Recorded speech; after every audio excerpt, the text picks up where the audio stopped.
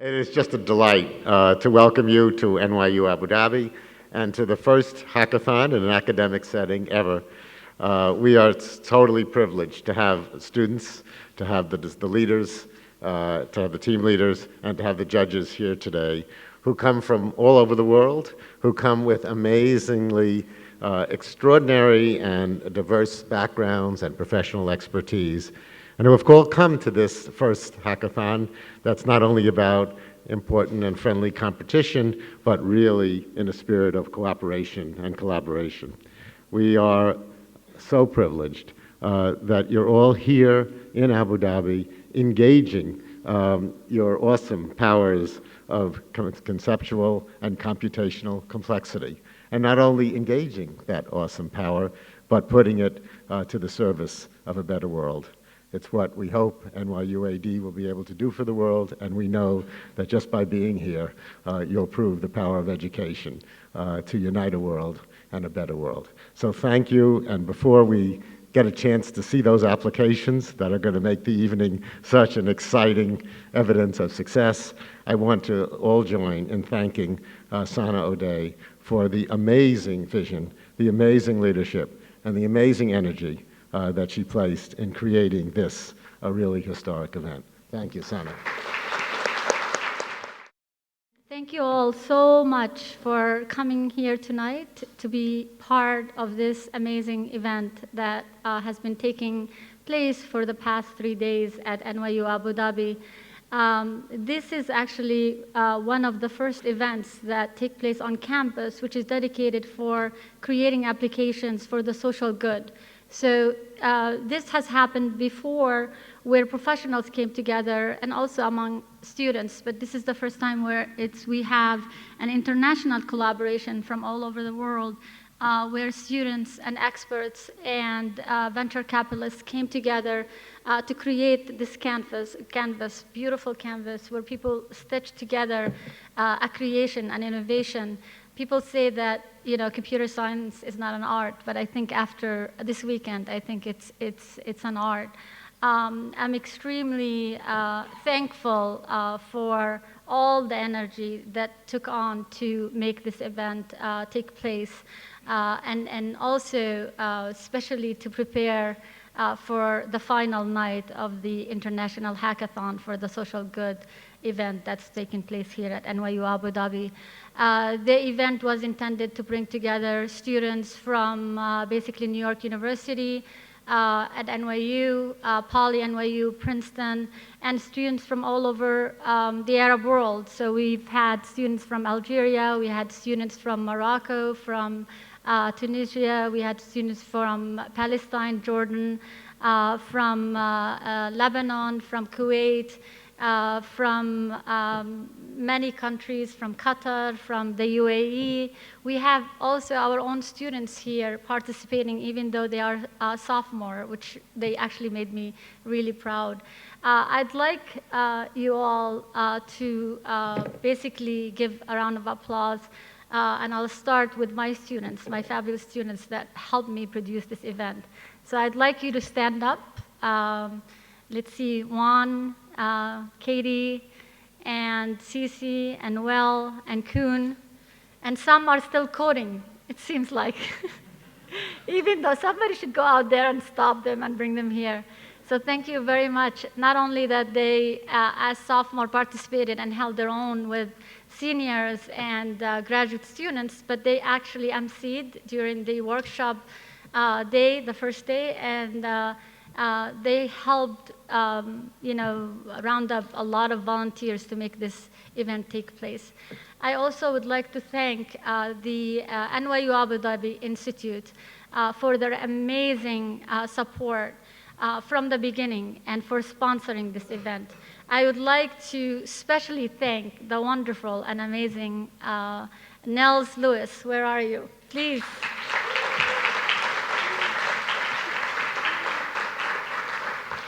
He was an amazing partner throughout this event because he was calm and collective when he was calling me in the middle of the night, and he became a travel agent and going to the Interior Ministry to get visas and so on and so forth. So he was amazing. I also would like to thank NYU Abu Dhabi and Al Bloom for their support and encouragement. And I know it's a startup, but they allowed us to also run with our dreams and made this night or these 3 days one of my dreams come true. So thank you so much for NYU Abu Dhabi. So now I'm going to start with our first speaker, Rama Shikaki. She's the CEO of Baraka Venture Capitalist, and she's going to talk about entrepreneurship and the Arab world, and especially focusing on social entrepreneurship. So come over here. Thank you all for the opportunity to speak. I was just looking around and listening to what you've been doing over the weekend. And 20 years ago, when I graduated from computer engineering, it wasn't fathomable that we would be able to use technology for good the way that you are all using it now with such ease. So that's a privilege. It's a wonderful privilege that you have.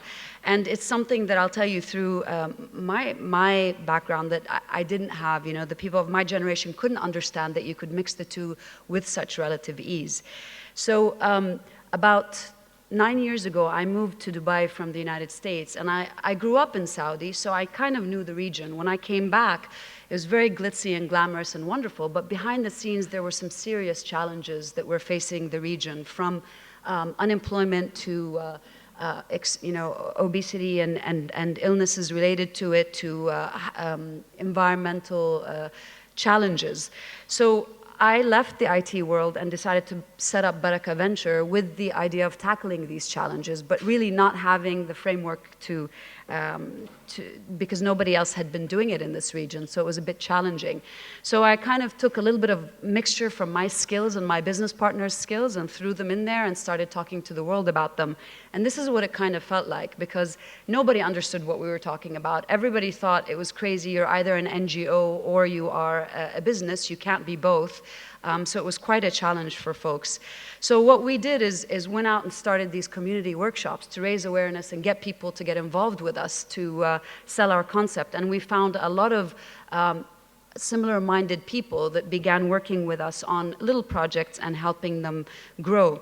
The other thing we did is invest in a technology platform to enable those NGOs that we found, those educational institutions that actually needed to connect, communicate, and collaborate with each other online. From there, we were approached by individuals who had entrepreneurial ideas to address some real-life problems. So one entrepreneur was really concerned about the environmental decimation that's happening underwater and wanted students in K through 12 to learn about them. And so together, we helped set up a program called Tawasul, which takes the kids out of the classroom, puts them in their dive gear, and takes them underwater to see firsthand what's happening and get them involved in marine conservation. We didn't stop there. The program went online. We got the students to use social media and to use a web-based platform to connect and communicate about their challenges. And then very quickly tied them to corporate funders, as well as got them into a sustainable model. Another group that we've worked with was an NGO, so we work with both for-profit and non-profit, and this was an NGO that had challenges pushing out their messages to the world, and again, setting up a community platform for them and investing in the right technology infrastructure took them from really modest contributions from a few generous donors to crowdfunding and some exponential fundraising for their causes. One of the success stories of the Palestine Children's Relief Fund that happened purely online and because of the amazing technology and the collaboration was the story of Khalil. This was a young man who came to us as a double amputee, came from Gaza after losing his legs in an attack, and from there learned to be a scuba diver through the Tawasul program. And one of the people took interest in him and did a documentary on him that we helped fund, and he became the first certified double amputee scuba diver Arab in the Arab world, which broke huge stereotypes. And the documentary was aired on all of the televisions, and it's being sold online. So Stories like this also had a ripple effect because they're now opening ways to new ventures like Limb Builder, an online collaborative initiative to build prosthetic limbs in places like Gaza and other. TEDx Ramallah was another initiative that was incubated in Baraka, so most everybody's probably familiar with the TED platform, and TEDx Ramallah was the first event to be broadcast out of the West Bank, and it was amazing because it started the documentation of the lives of Palestinians, the real lives, not just the war lives, so it was a brilliant initiative. And then Bidayat was another program that we've invested in. It's an online platform to connect social entrepreneurs. So while we saw some people working in silos, we felt it would be wonderful to connect them all through a single platform and get them to collaborate cross borders on the projects that they had in common.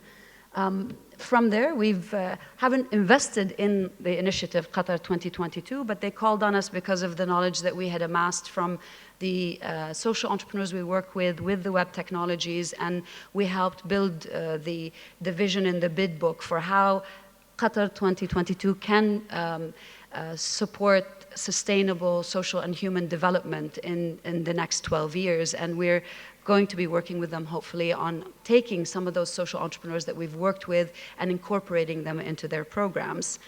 And so just as a closing message to all the entrepreneurs here, failure is a theme in the entrepreneurial world, and you have to accept failure, you have to embrace it, you have to be a sport about it, but then you can move on from there to bigger and better things and succeed. And I'm really looking forward to all of your presentations. Thank you.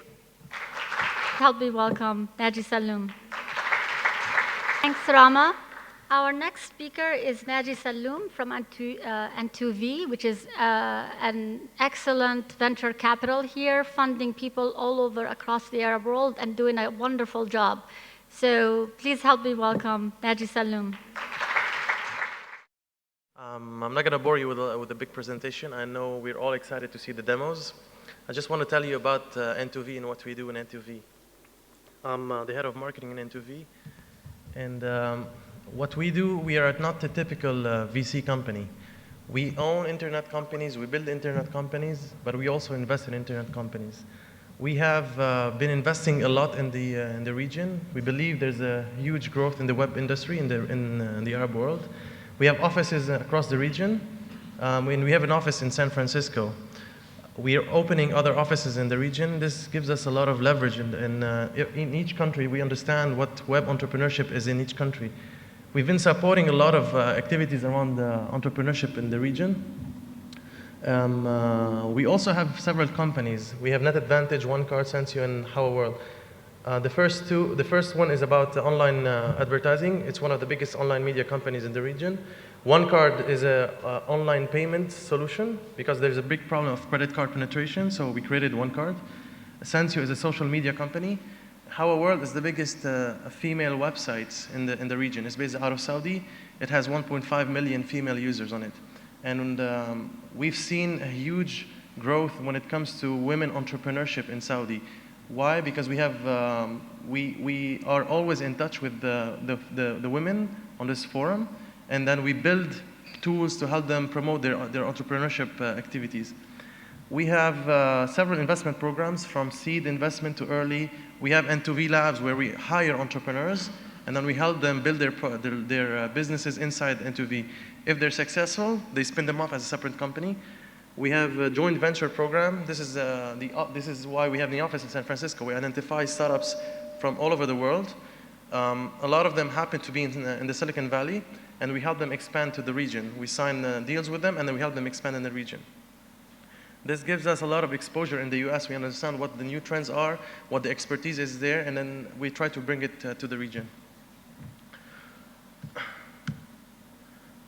Some of the investment we did so far were these 5. We have many more coming, not only next year, but also this year.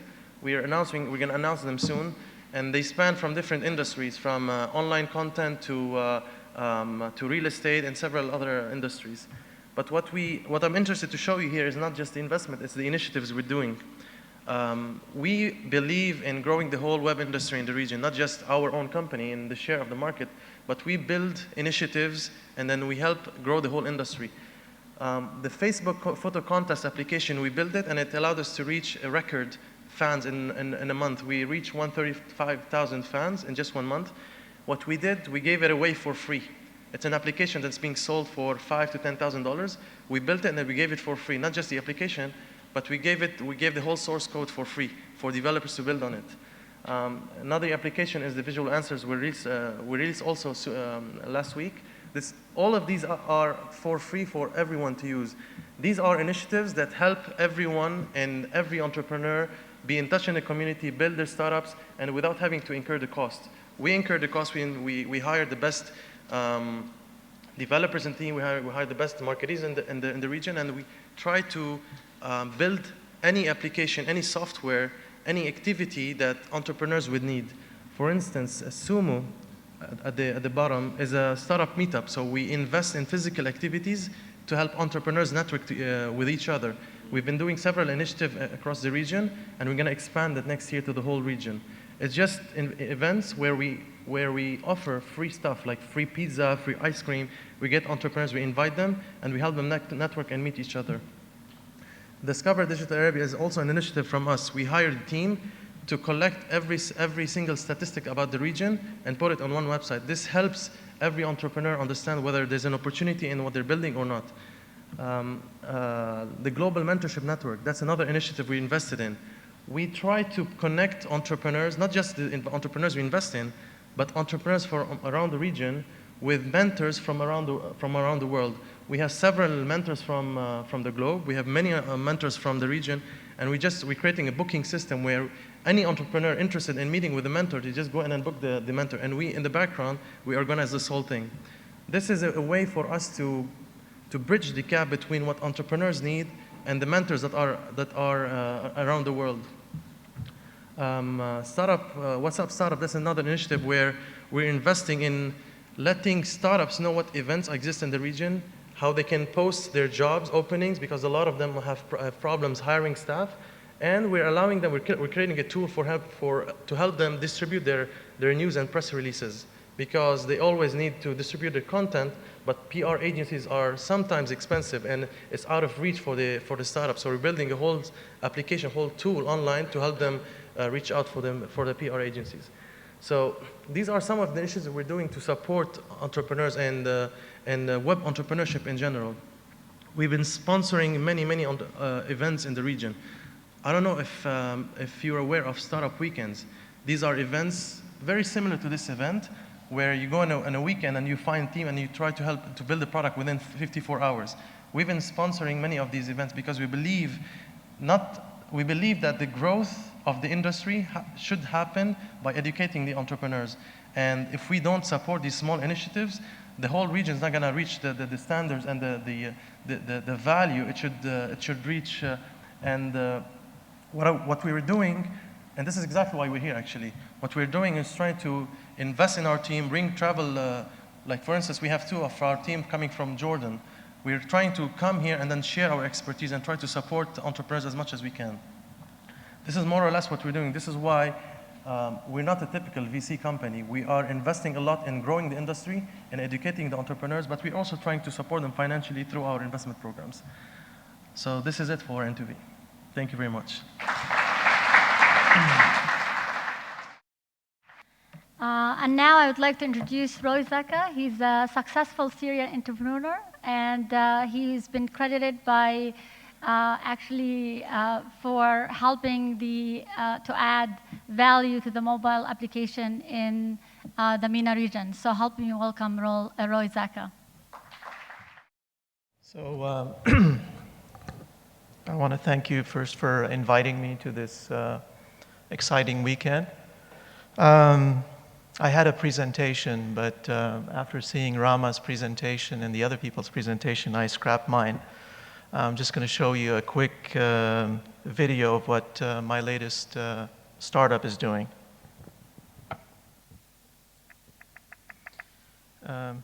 It's in Arabic, so apologies, but you'll be able to tell what we do.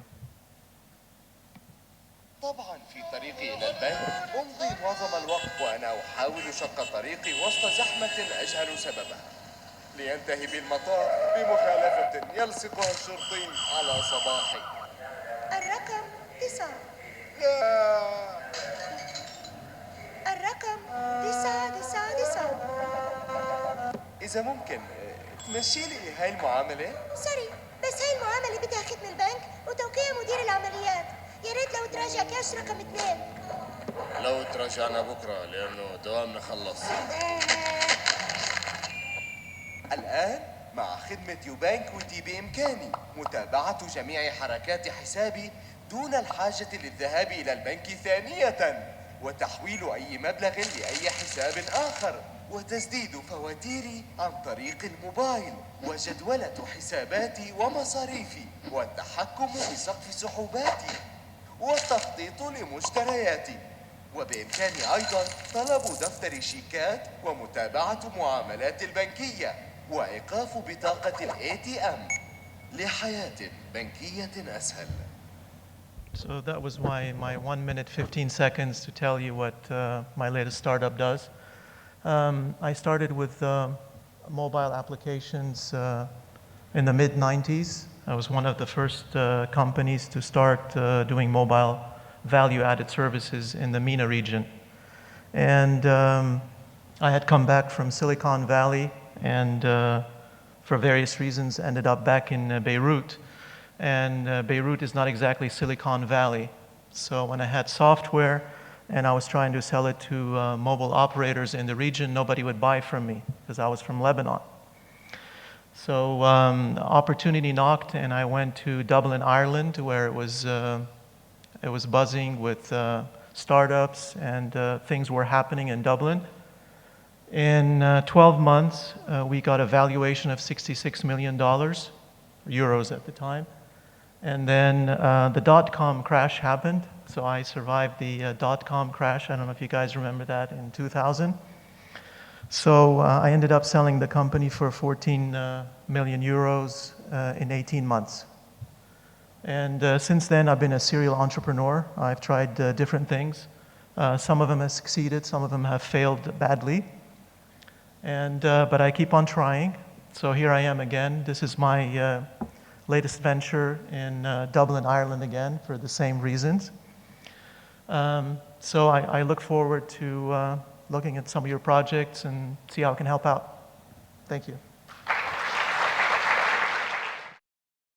And our next speaker is also one of our team members who was dedicated to work with my students, the NYU Abu Dhabi students, all weekend. So he actually had a really, I think, have to really give a lot of effort because our students are just sophomores. So you really need to give him a round of applause at the end. So this is David Hutchful. He's from a technical program manager from the Grameen Foundation. So please help welcome David. All right.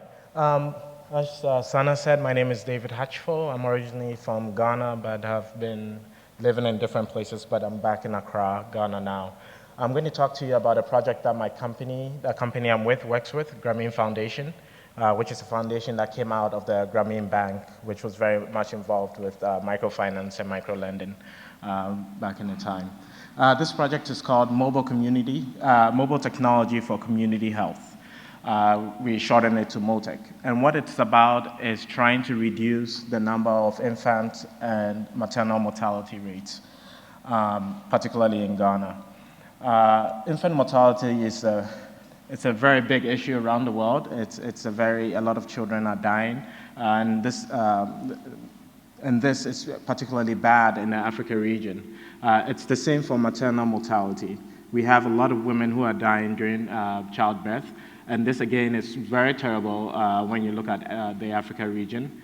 And particularly with women, it's worse because when a woman dies in a community, it's not just the family that suffers; it's the whole community and the whole nation, in fact, that suffers. This situation is so bad that it's actually part of the Millennium Development Goals 4 and 5, which is to reduce infant and also maternal mortality rates. The Ghana Health Service has been trying to address this problem for a while now, and they came up with an innovative way of addressing it. They put very small healthcare centers in the most rural places you could find. And this has been kind of going well, but they do still face some challenges. And they fall into two categories, in the communities and also with the nurses that they work with. So for example, in the communities, there are a lot of myths that persist around pregnancies that prevent women from seeking proper care. So for example, there's one that says the first milk that comes out of the mother's breast is dirty, so don't give it to your baby. This actually happens to be the most nutritious milk that a baby could have. The nurses also face a lot of challenges. As you can see in that picture, those are all logbooks that they have to fill out. And this is, every time they see somebody in the hospital, they write it out. Whatever medication they give to them, they write it out. At the end of the month, they have to report on this data. So they have to go through about 20 of those, count the number of people they've seen, and also count the number of people who fall under each category of care. This takes a long time, and this is time that they spend not looking at or taking care of people they should be taking care of. So our solution, and this is mostly based around the mobile phone, is one, to provide what we call a mobile midwife service. What this does is it sends women messages targeted to the stage of their pregnancy. So if you're 22 weeks in, you're going to get a message that is about being 22 weeks in. It tells you how you should be feeling, and it tells you if you have to go to the hospital, you should go to the hospital. The messages are available in local languages, and they try to engage both the parents, so both the husband and also the wife who's pregnant. And a lot of the content of the messages were developed in conjunction with experts and the Ghana Health Service. We also created an information management tool. And this is where the mobile phone really shines. What it allows the nurses to do is to digitize the information they're collecting.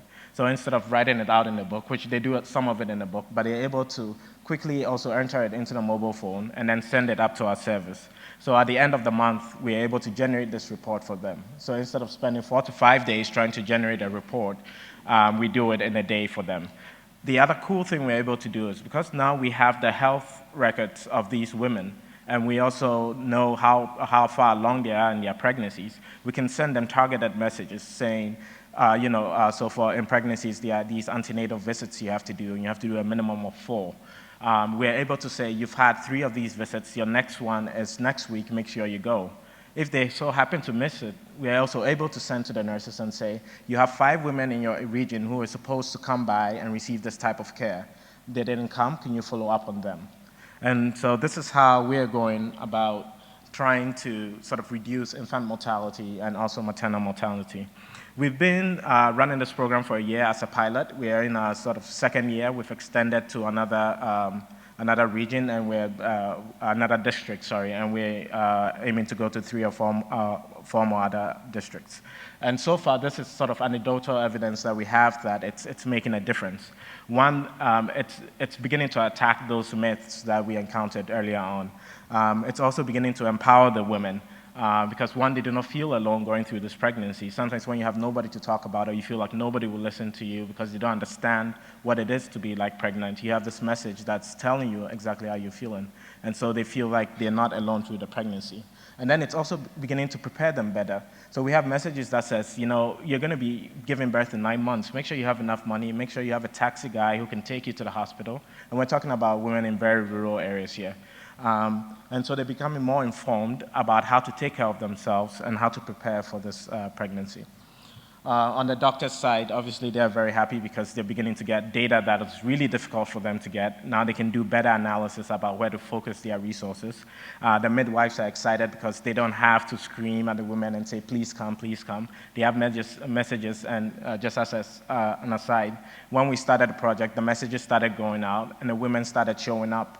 And the nurses were like, oh, we do not have your immunizations here. We only do it on Wednesdays. And the women were like, no, but we need to have it now because it's on a schedule.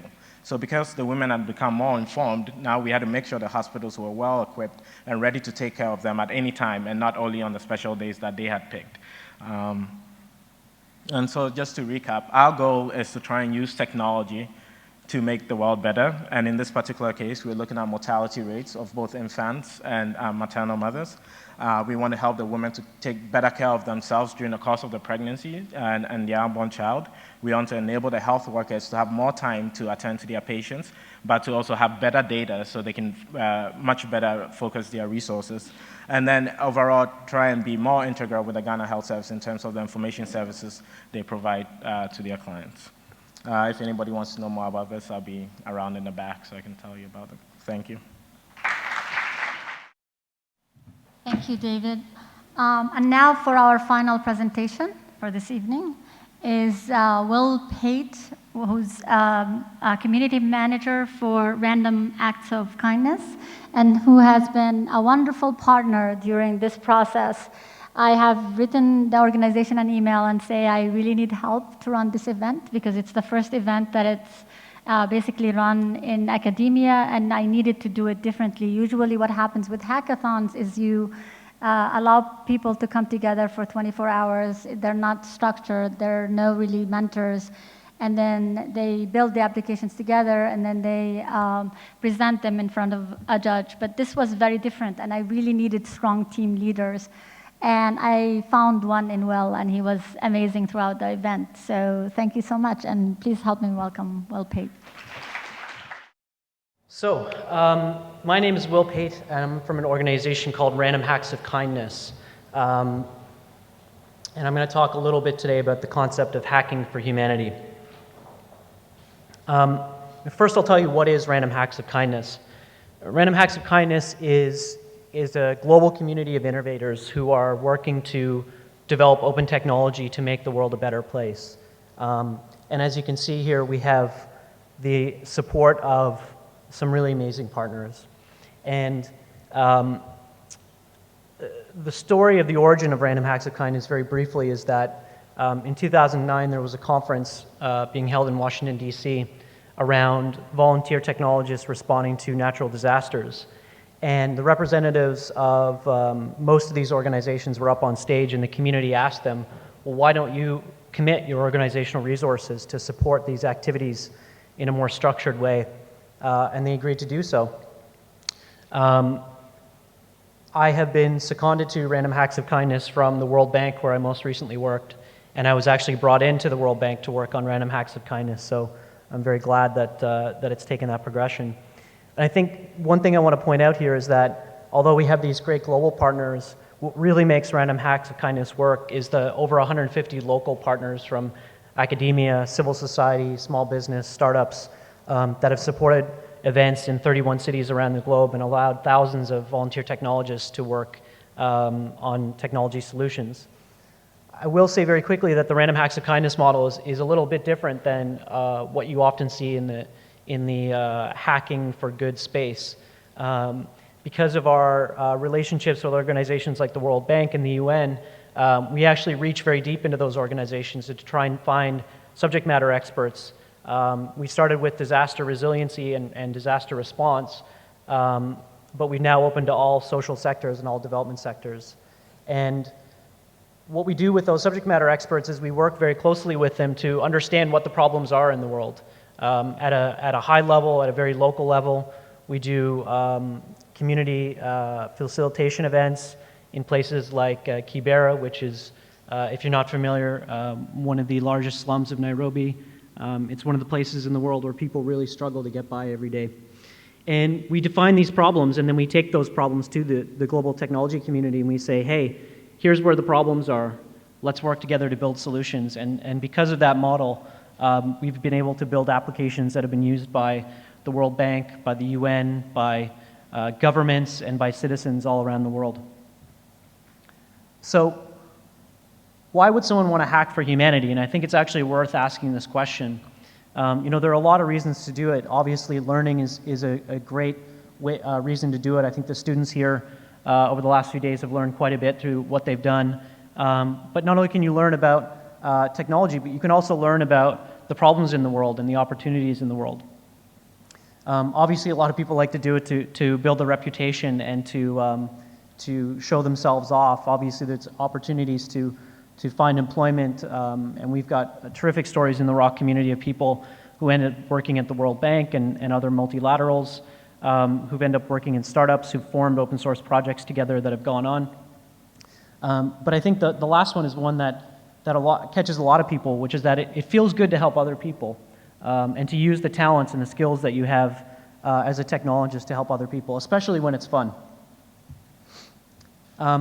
You know, I would share some guiding principles with the students in this room as they go forward and take their work out into their lives beyond, and that's, you know, really focus on building tools that matter.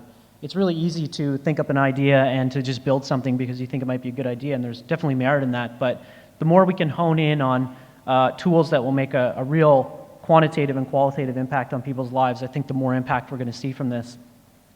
Openness is a principle that we believe very deeply in at Random Hacks of Kindness. The reason we believe so deeply in that is because it gives people the material they need to join in, to participate. And, you know, that may sound sort of self-evident, but when you see teams that start in one part of the world and pass off code and sort of chase the sun around the world and back over again over a 48-hour period, you realize how important it is to share what you're doing in a way that allows other people to participate. I would say go beyond just building technology and start to build partnerships with the people who need the technology, with the subject matter experts, with the organizations that can deploy the technology. Because over the long term, that's what really drives impact, is the partnerships between the technologists and those people and organizations. And I'd also say that when you look at these projects, you end up with a small core team often, but a lot of people who put in tiny little bits here and there, and the cumulative impact of those contributions to a project ends up being very important. So I would say share attribution freely, share it widely, and never hesitate to thank people for their contributions, no matter how small they may be. A couple thoughts on managing open source projects. I would encourage every team here to open their project as an open source project moving forward. Regardless of whether you intend to launch it as a startup or a business or intend to monetize it in some way, I think that open source and development really go hand in hand because they give people who need help the ability to participate in creating solutions to their own problems. So when you do that, you know, constantly assess your team, assess the concept, assess the bandwidth, and assess the infrastructure that you've got. And if you can answer these 4 questions, I think you're well on your way to developing technology that will make an impact in people's lives. A little bit geeky, and I apologize to the people who aren't technologists in the room, but this is some of the essential infrastructure that you need to set up to do this. These things look like small activities, but the simple act of setting up things as simple as mailing lists and version control and project hosting, issue tracking, and a simple website that describes what your project is and how people can participate. They're sort of bare minimums that people need to be able to understand how they can get involved and participate. So the last thought I'll leave you with is, beyond your own projects, how do you get involved in these activities moving forward? You know, you're welcome to run an event anywhere.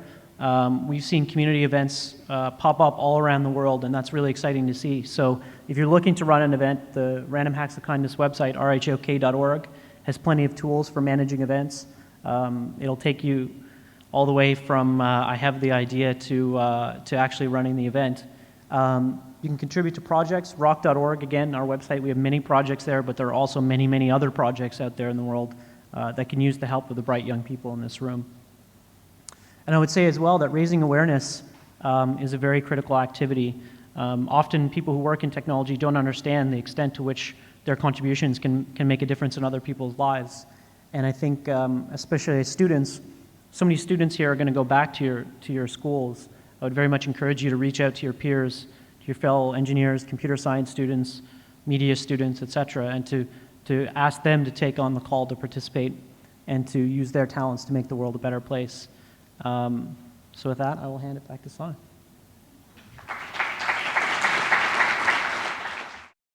That we have our distinguished panel of judges are sitting right here, and they're going to be judging the presentations. So can we have a microphone and go through the judges to introduce themselves really quickly? Thank you.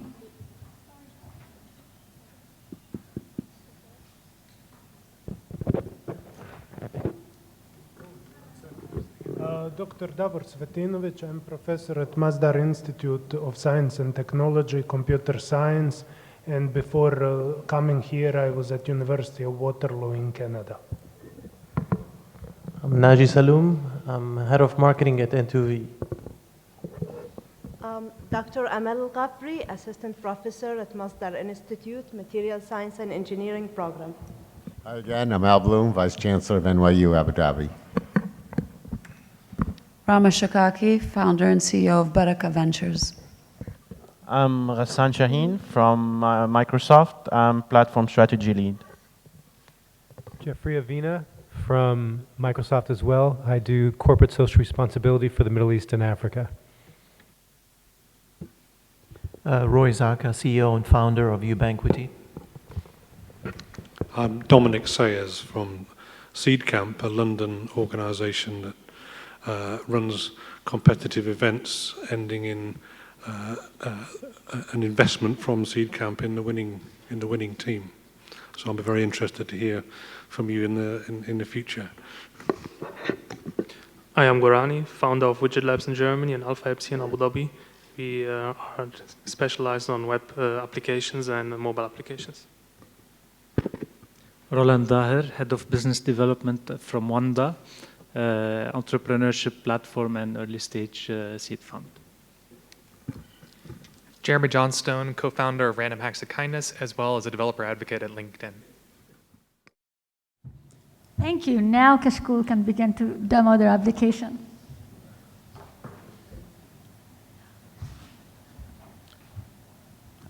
Good evening, ladies and gentlemen. My name is Yusuf Francis, and these are my colleagues, Afnan Fahim, Eddie Zhang, and Samantha.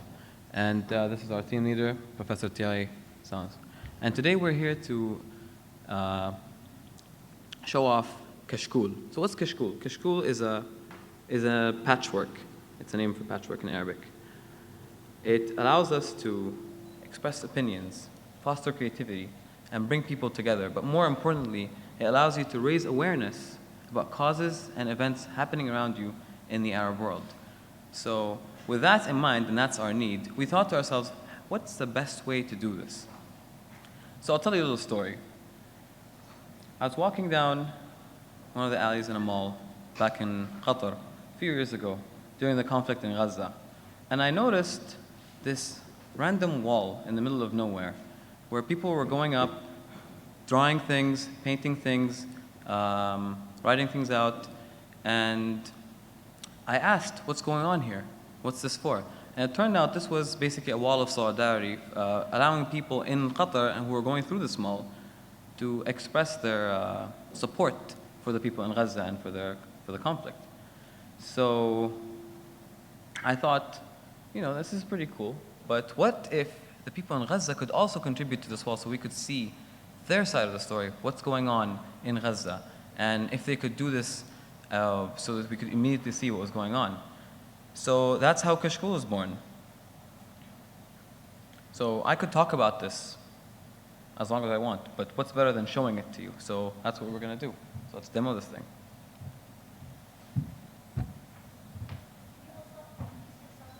Okay, so I'm Edward Zhang. I'm actually Canadian, but I go to school in Princeton University in the US, and I'm here to show you what Kashkul looks like.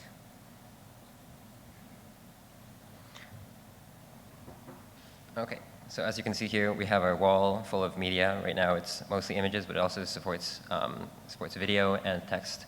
As you can see, we can scroll left and right. It's just a very nice, clean interface where you can see all the things that are going on.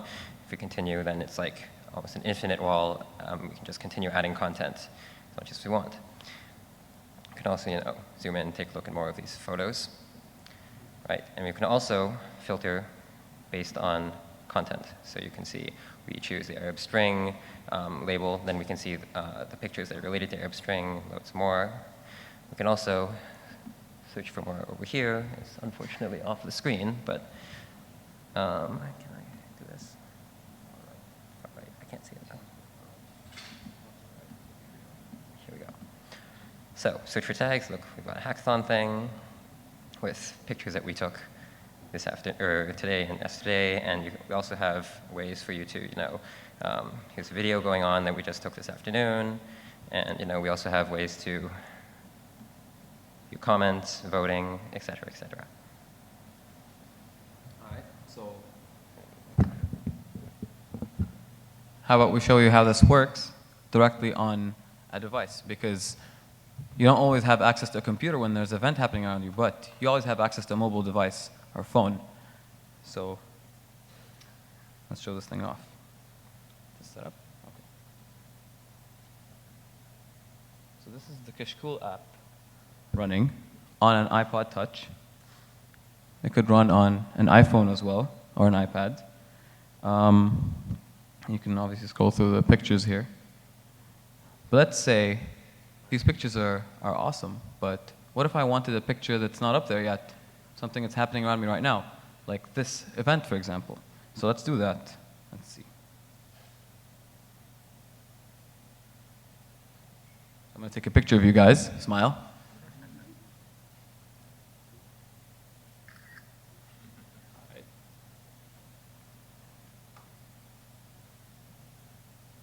And I'm going to share it. So here it is.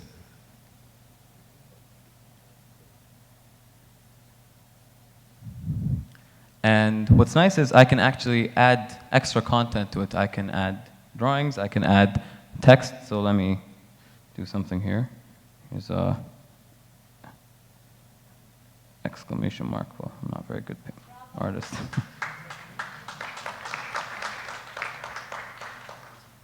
And let me add some text. So here, put that here. I'll change it to say,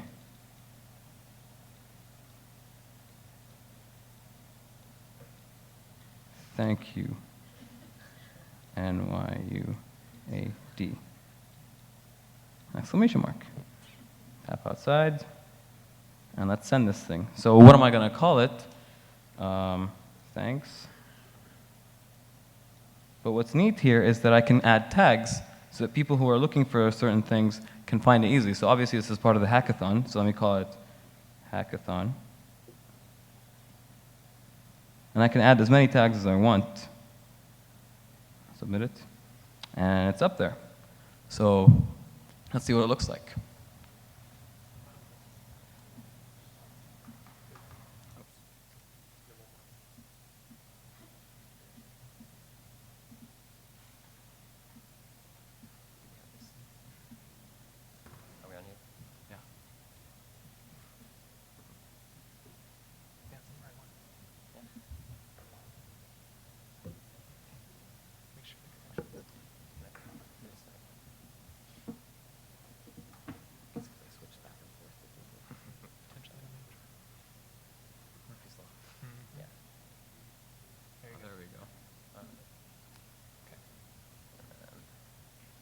So we keep scrolling. And look, here's our new photo, right here. There we go. Thank you very much.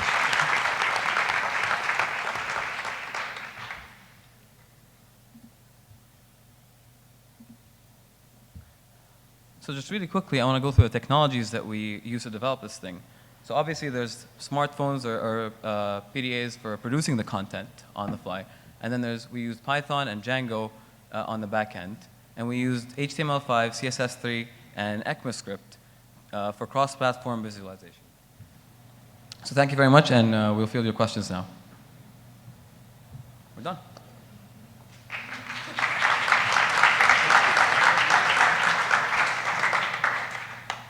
So we can take one question. Would the judges like a question? Yeah, I have a question. Go ahead. Have you thought about how you're going to measure the impact of this application? Like, what impact are you expecting it to have in terms of social benefit? That's an easy one, actually. So on online media, you measure impact by how people use it and how many people use it and how many pictures you get uploaded and whether people use it right. And so it's going to be very obvious when you pick something like Arab Spring and you have all of this rich visual media that you can touch, that you can see, that you can pan around with your hands. And we believe that the impact on that is much higher than from things like textual media like Twitter, where you look at text and it doesn't have that striking impact that a series of pictures moving around you would. So that's the idea behind it. Thank you. Just one quick more question. One of the categories to assess you is on sustainability. So can you say something about what your plans are? What would be the next steps that you would take to move this forward? All right. So with the implementation of tags, it means that if you pick a certain category, you can, with very high accuracy, state that people coming to see this tag have some certain category in mind, some idea, some cause, some event they're interested in. So what clicks in your head is relevancy for ads. So what we want to do is we want to select partners who want to market their services for certain causes, NGOs who want to push their events, try to raise awareness. And we feel that this will provide a platform for them to reach the people that they need to reach in this region that they probably wouldn't have been able to reach through a simple text ad somewhere else. Thank you. Thank you very much. All right, our next team presentation is SMS Micronovel. So please help me welcome the team behind SMS Micronovel. So good evening, everyone. We would like to present you today our project called SMS Micronovels. Women illiteracy. It has been a major issue in the Arab countries for a decade now. Unfortunately, now governments are trying to solve it by providing literacy classes in villages and rural areas. Yet the problem still remains because those women who attend these classes tend to forget what they've learned because they lack the practice. They don't have an opportunity to practice reading with all the tasks they have to do at home. So with this is actually a wastage of the resources of the government to just go and repeat these classes over and over again. So how do we target this problem using the technology, given that the technology they have is not what we have? It's actually only mobiles, low-tech mobiles, and the statistics shows that mobile penetration in the Arab world is actually very good, 75%, with a network coverage of 95%, which is very good and which gives us the solution, the way to provide the solution to this problem.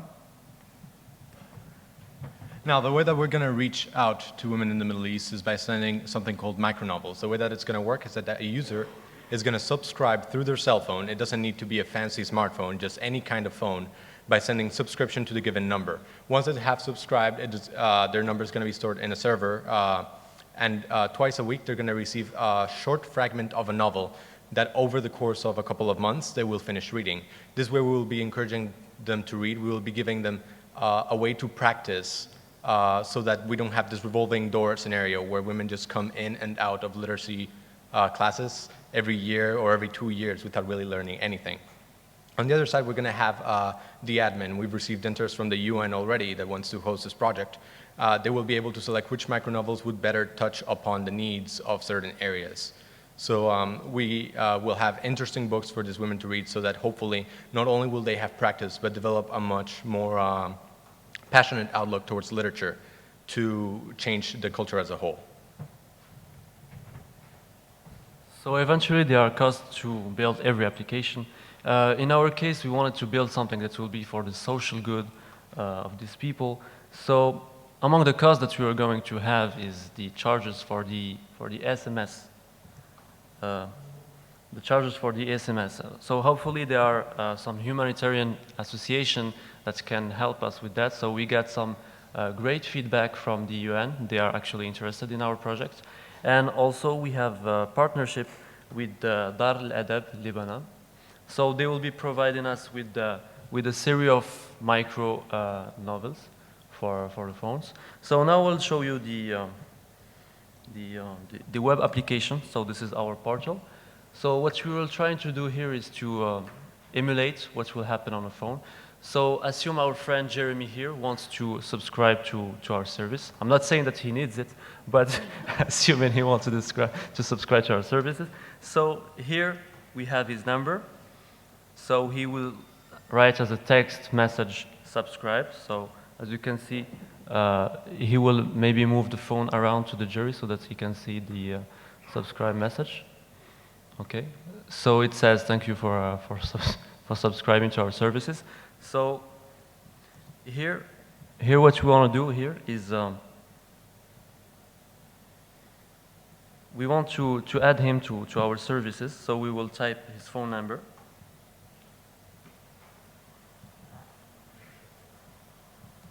And add his name. And maybe write a little micro novel. So we have it here, it's in Arabic. And he should receive it now on his phone. So hopefully we're gonna have a message right here. So who's got the phone? Where is the phone? Did you receive a text message? Yes. Can you read Arabic? No. Okay. Probably good, perfect for you. فتحت سلمى كيسها فوجدت فيه 3 حبات تين خضر لن تنضج بعد. ان مفتاحا كبيرا لا يشبه مفتاحها. Okay, thank you. So that was just a sample message in Arabic. So, of course, our portal has other features like novel management, user management, and everything. So, hopefully, there will be people interested in our project. We plan to do a lot more about this project. So, thank you all for your attention. Thank you all for organizing the events. And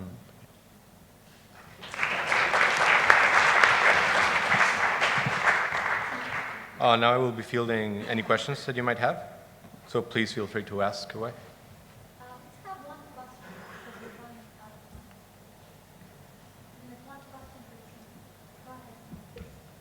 Why not use a book? Well, it's really hard to get the book out there. The cell phones are already there, and we can update the text. If you're building a book, you could try building a library, but only one person can be reading the same thing at a time. This also helps build a sense of community because women who subscribe at the same time will be reading the same fragments at the same time. So they will be able to discuss it among themselves. They kind of create this bond in the community, which is also an important part of this project. I have a question. Can users create their own novels and upload them to your platform that others can read? As it stands right now, that is not part of the interface, but that would be a great way to take the project afterwards.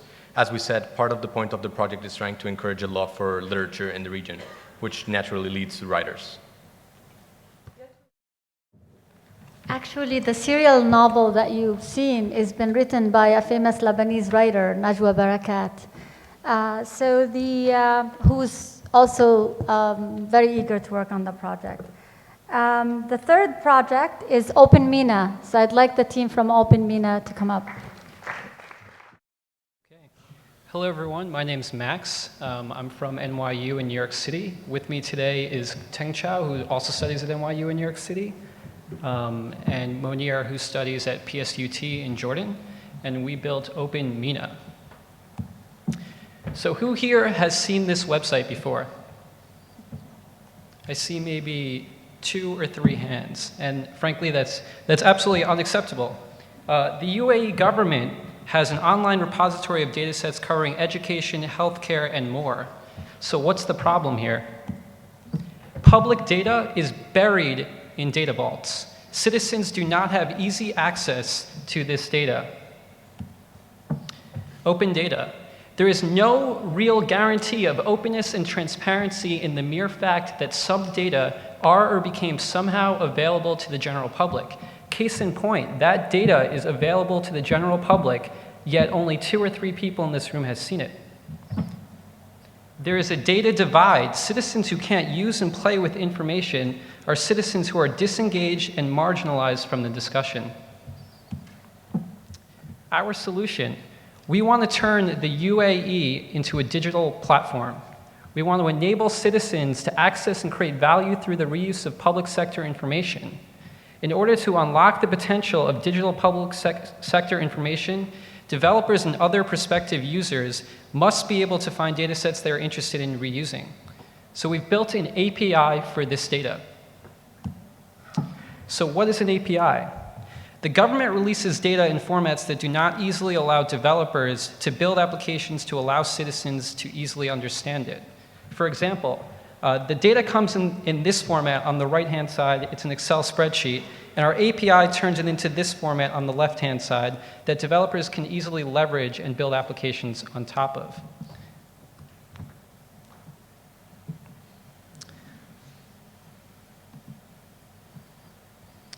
Okay, so this is openmena.org.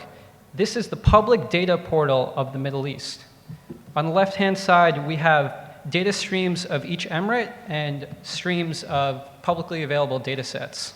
To show you the power of the data that we're collecting, we've built a couple of visualizations.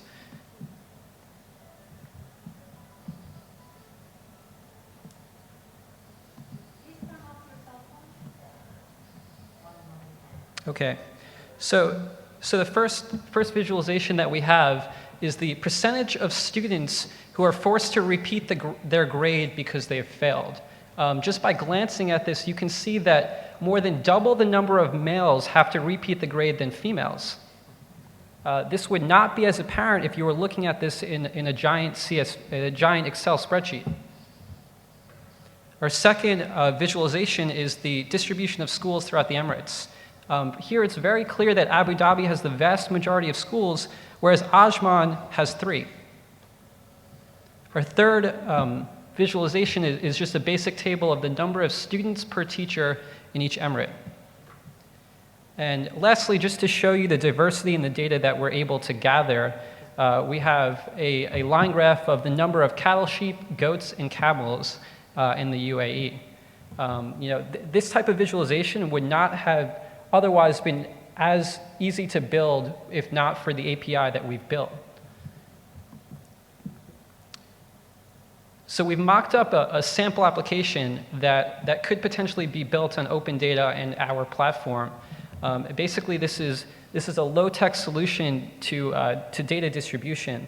So imagine you're a parent and you want to find out school information in your local area. You could text a certain number, you could give it your area, you could give it a keyword, and it could respond with relevant information that's provided by the government that you otherwise would not have had access to. So for example, you could get the student-teacher ratio, you could get the local school performance, and you can get a list of schools. This is important information. This allows parents to make more informed decisions. And lastly, open data is only the first step. We're creating an innovation community and empowering citizens. Thank you.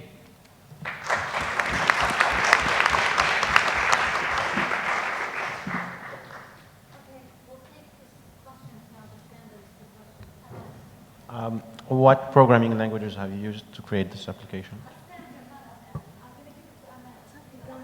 Oh,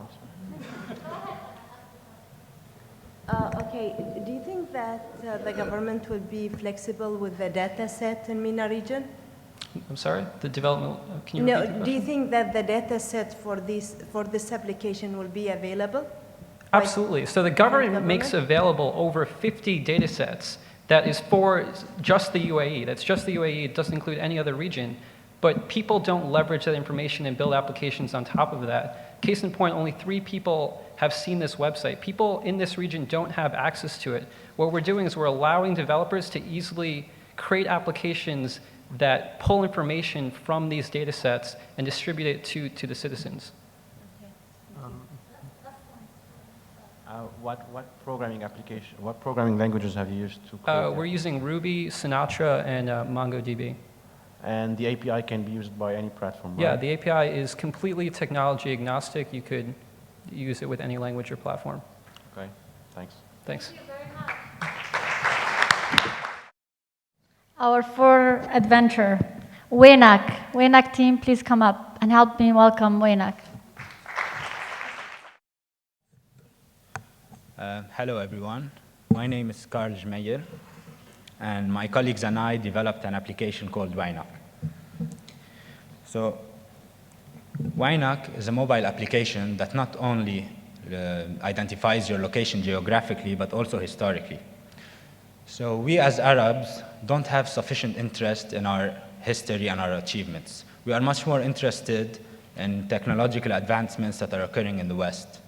So this poses a big challenge when it comes to redirecting that interest that we have back to our history and our achievements. So we developed YNAC. So let's say Khalid came to the New York University of Abu Dhabi, and he wanted to learn about it and about its history. So he takes out his mobile phone, takes a picture, and apparently it has flash, and he gets direct information about the history of that location. So as you can see here, before the New York University of Abu Dhabi campus was built, there was a fish market.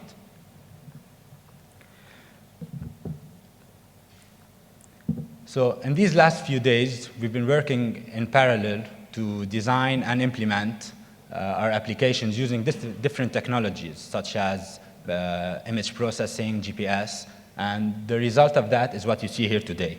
So instead of me going on and talking about it, we're going to give a live demo. Ooh, that's it. So Amr.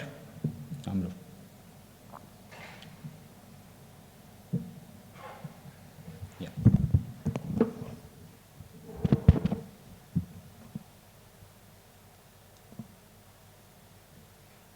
So hello everyone, my name is Amr Al-Faris. I am from Bitra University, Jordan. So I will show you YNAC.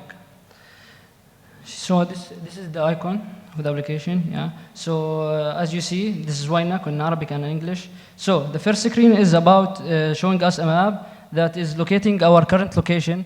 So now we are at New York University of Abu Dhabi. So here is the label indicating our location. So when I click on the label, it gives us that what events have been happened here in the past. So in the past, as Carl says, there was a souk in here, a fish souk for instead of the New York University of Abu Dhabi.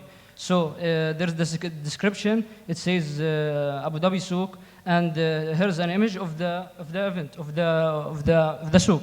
So there's another example.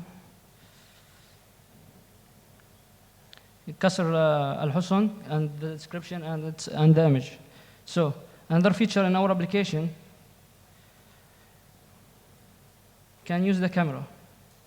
So let's say that I will take a picture for Mahmoud.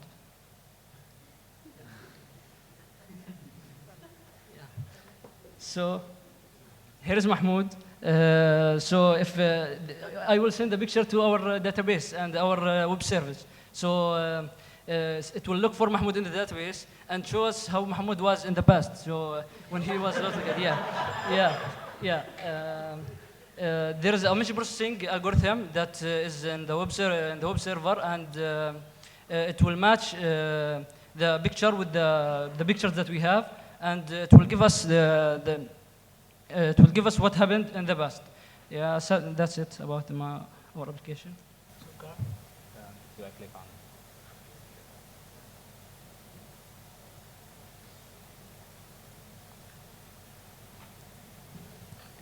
Okay, so where do we go from here? In the short term, we want to release an open source application that will provide that service locally, for example, just in Abu Dhabi. But in the long term, however, we wish to appeal to universities all over the Arab world. That way they could contribute to this ongoing project. Thank you.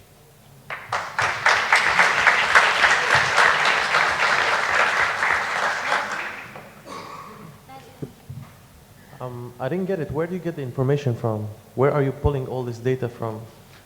We've implemented a database. Right now it's populated with a few information, with a few images and events, but that's what the long-term project would be. For universities around the Arab world to employ their students, they could possibly employ their students, and these students will maintain that database and populate it more and more with more information. Me? All right. Thank you guys Thank you. very much. Thank you. Next project is Circle of Talents. Hi, everybody. I'm Mirna from Syria, Damascus University. Our project is a Circle of Talents. The challenge is that for companies, it's really hard to find talents that they are looking for. And also for individuals, it's difficult to acquire new skills. So our solution tries to solve these problems.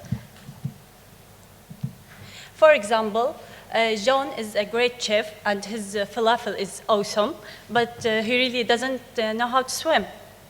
Mark is a swimming trainer and he has his own public pool and he really wants to build a website for his business, but he needs some help. And Christine is a student at computer science and she's good at web developing, but she wants to learn how to cook. So what our solution does is to try to match these talents together in a circle of talents. So John can teach Christine how to cook, Christine can teach Mark programming, and Mark can teach John how to swim. And that's not the end of that. Each one in this circle can rate the other persons. And for example, after that, McDonald's came and saw that John is a great chef and his rating is so high, and offered him a job, for example. We think that our project will have a good impact on companies, fresh graduates, startups, students, etc. What we really have done so far is that we designed a database, we designed a simple web interface, we built the matching algorithm, the authentication, and we thought about the business model. Now I will leave you with Tahir to show you the demo. Thank you, mate. With the same desire like this event, we try to connect the most talented and the brightest youth to connect with each other in one network. So Circle of Talents is a network to connect these people with each other, to organize meetings, to exchange experiences and knowledge. So any user can join the Circle of Talents by any social network like Facebook, Twitter, LinkedIn, and this method is benefit because it can suggest for his friends and simplify to find the one who exchanged with him his skills. So, or sign up like any user.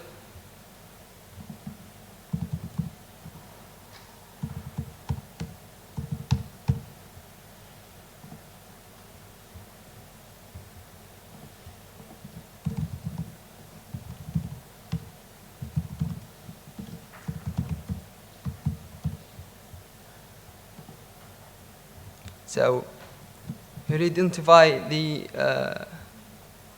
age and his skills, gender, and the place to simplify the meeting. So this profile, and he'll got his own account, so he can connect with a complex algorithm. Unfortunately, it's not fully completed, but oops, it's like that. So he will connect with people and show like circle and get profile outside and try to connect with the circle in the same field, learn and exchange, and in the same place.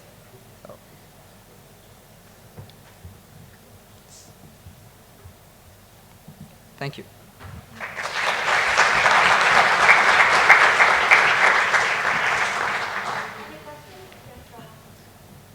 what if the circle doesn't close and you have like 4 connected people who can benefit each other, but it doesn't close?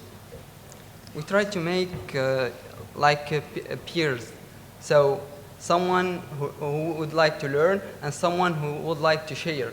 So in Arab region, there is a lack of mentoring and learning. So we'd like to make social impact in this, so the people can share their knowledge and the people can find easily anyone else to learn from. So.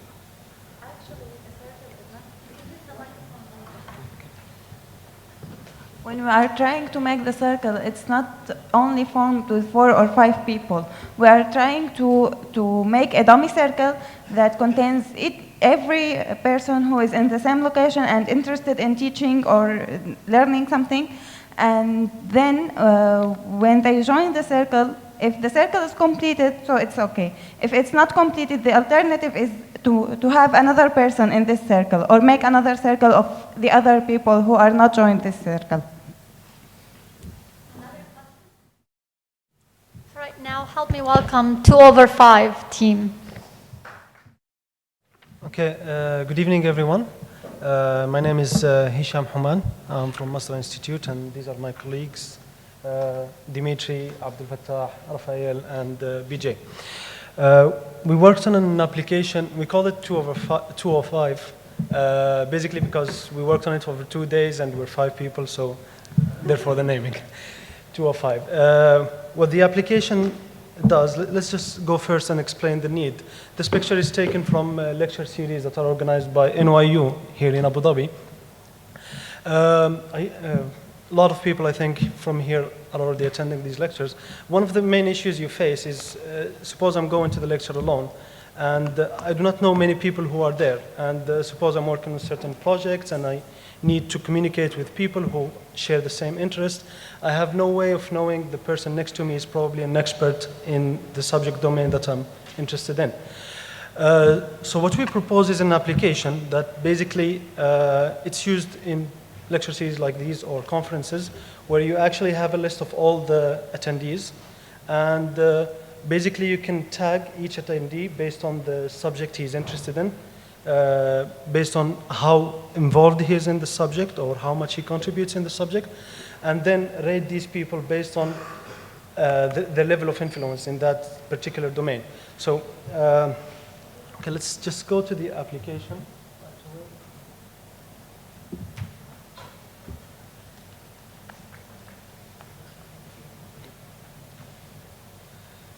Okay, the application leverages already made technologies, social networks, Facebook, Twitter, and LinkedIn. The user can log in through any of the sites. What he will see afterwards is a list of domains that are available in this lecture. He can later on just go to the specific domain he's interested in, and he'll be able to see people who are tagged to that specific domain.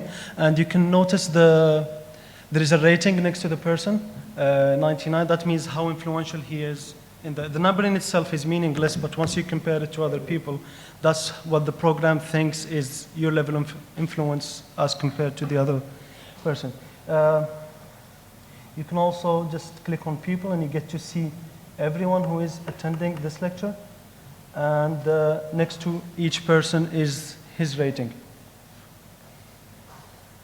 Okay. Yeah, one of the main criteria here were the social value, and this seems to be more of a business application than something for the social good.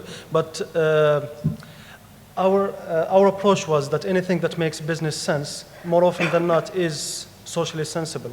So the idea is this application can benefit businesses and conferences. We can offer these services for free to conferences where NGOs are involved, conferences that do not charge participants. These conferences will be able to benefit from this application for free. And this is actually a mutual partnership because we're also benefiting from the fact that they're using our application. We're not just giving it to them as a charity. Once they use it, we get to use our algorithms, we get to get more data, which will improve our performance. So it's sort of a mutual partnership that can be sustained over time. Future application, at this point, we thought about the application as specifically targeting conferences, but the same concept can apply to cities, can apply to companies. Suppose I'm working at a company where I have more than 10,000 employees, and I'm interested in organizing a charity event, and I do not know everyone who's working at that company. I'd be very interested to know who among these employees is interested in charity, for example, and I can contact him, arrange a meeting, and then do, basically the rest of the collaboration will be done offline. Okay, this was a bit short, so if you guys have any questions. Thank you.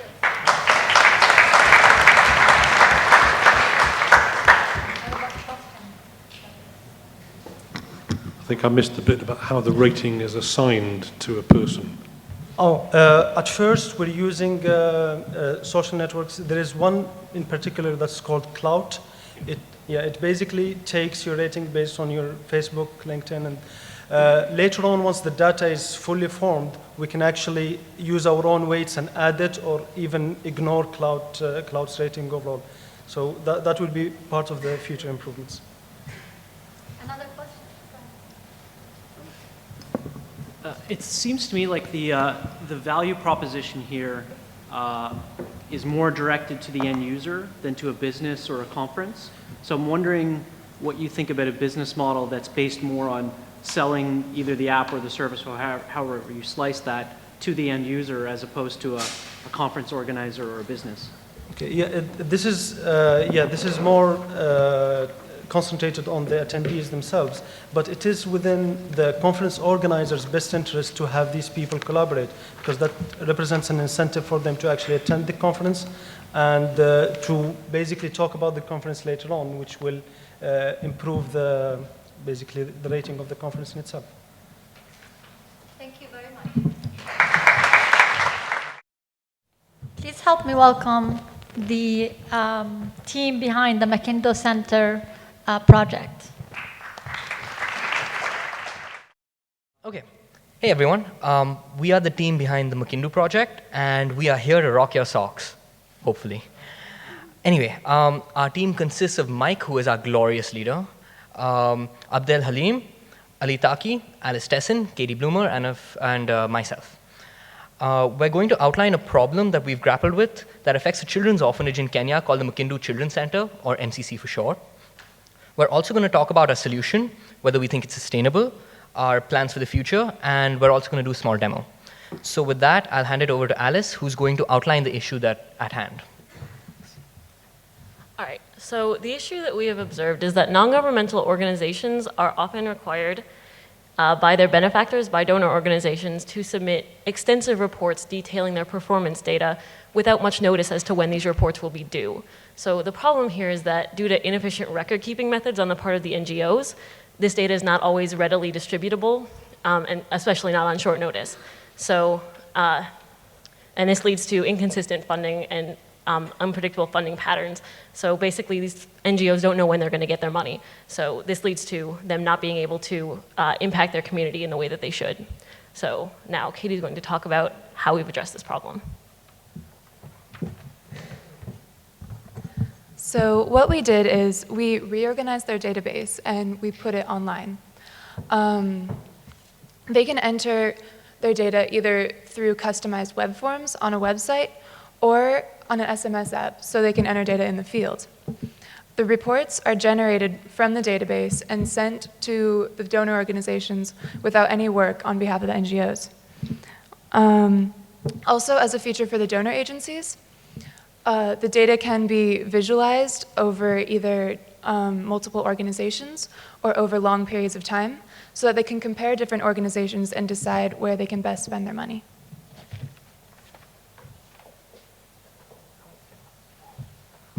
All right, I'm back. So I'm going to talk about two things: whether we think our project is sustainable and what our plans for the future are. So I'm going to start with sustainability. Every project has costs, and ours is no exception, and it's always a problem. But in our case, those costs are hopefully zero at best and still quite minimal at worst. There's going to be some setup investment, but NYUAD should hopefully be able to host our website for free, so our maintenance costs in that respect should be minimal. We should be able to depend on institutional grants for the most part because we don't want to burden the NGOs that we want to help with costs. Regarding our plans for the future, so we've been tailoring our work to fit an organization like MCC, but we believe it can be extended to a much wider user base. We hope it eventually evolves into some kind of information hub for donor and recipient organizations, so some kind of network forming. Our cross-organizational comparisons should allow donors to see which organizations are efficient and better allocate their own funding. And the idea is that this will in turn trickle down and play a part in improving the conditions of the final beneficiaries of all this money, that is, the children that organizations like the MCC cares for. Anyway, enough talk. We're going to go on to the most perilous part of our presentation, which is the code demo, and Ali is going to be taking that one over. All right, so we created a website application that would have information about the Makindu Children's Center, and well, because of the screen size, I can't see. The what? Oh, there we go. So we have basic information about the Makindu Children's Center, like the homepage, about us, contact us, and whatnot. But the most important two aspects is the CSI form, the Children's Status Scores Index. And basically, it's a form that you can fill in on the application itself. And the information gathered from the form is automatically pushed to the database after you submit the form. And these options that you choose are the same ones that they used to fill on paper-based forms. And they would choose what they feel is appropriate for each category. Then they would the data would be fetched from the database, and we have some visualization tools. So you could see the overall performance of Makindu, and for each category you could see the line chart over the amount of months that have passed. Or you could go into pie charts and see for each category what percentage on the different performances they have on each category. So you have for food security, nutrition, growth, shelter, and so on. So with this project, we aim to promote social good. We believe that we can live in a world where technology solves the world's toughest problems, and we can help solve these problems with Makindu, because we could achieve to improve efficiency of the NGOs to attract more donors. And then when we raise children in a better environment and in a better place, they could be standing right here and giving, promoting social goods like we are. Thank you all.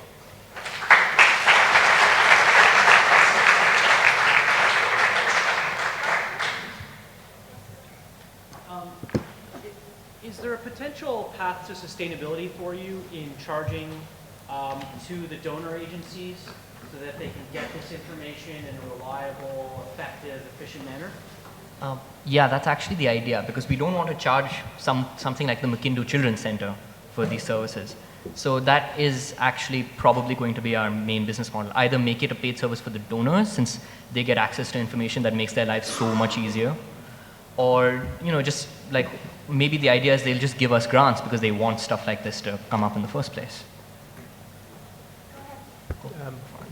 Coming back to that, you ever thought about charging the NGOs, because in essence they receive money from donors to actually provide this kind of performance? And the second thing I wanted to ask you about is confidentiality information. How would you manage that the information flow as an organization separate from what would be managed, say, by a donor or by the NGO specifically? Okay. Confidentiality is something that, okay, interesting question. Go for it, Alice. So the idea is that the database would not be accessible to the public. Mostly it would be the data visualizations that would occur independent of like the specific data for the children or for the guardians of the children, etc. So confidentiality isn't very much of an issue, because the only people who would be accessing that base data would be the people who are inputting it.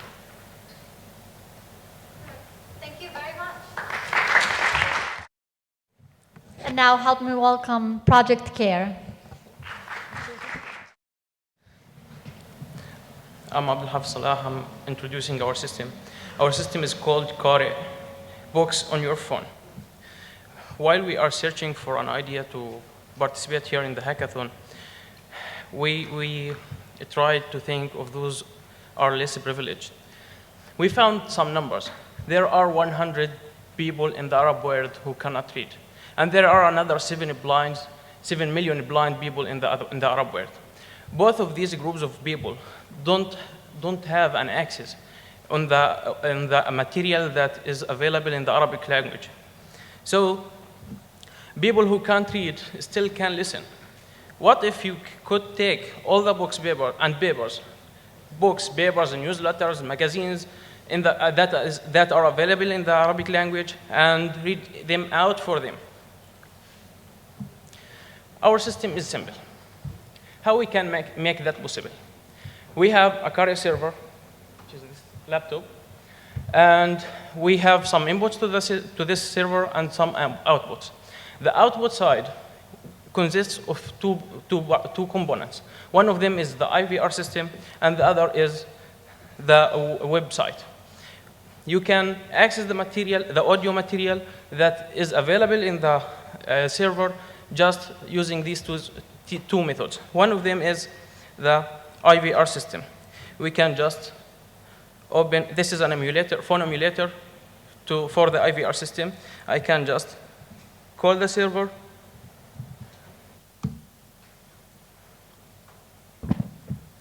Sorry. Again.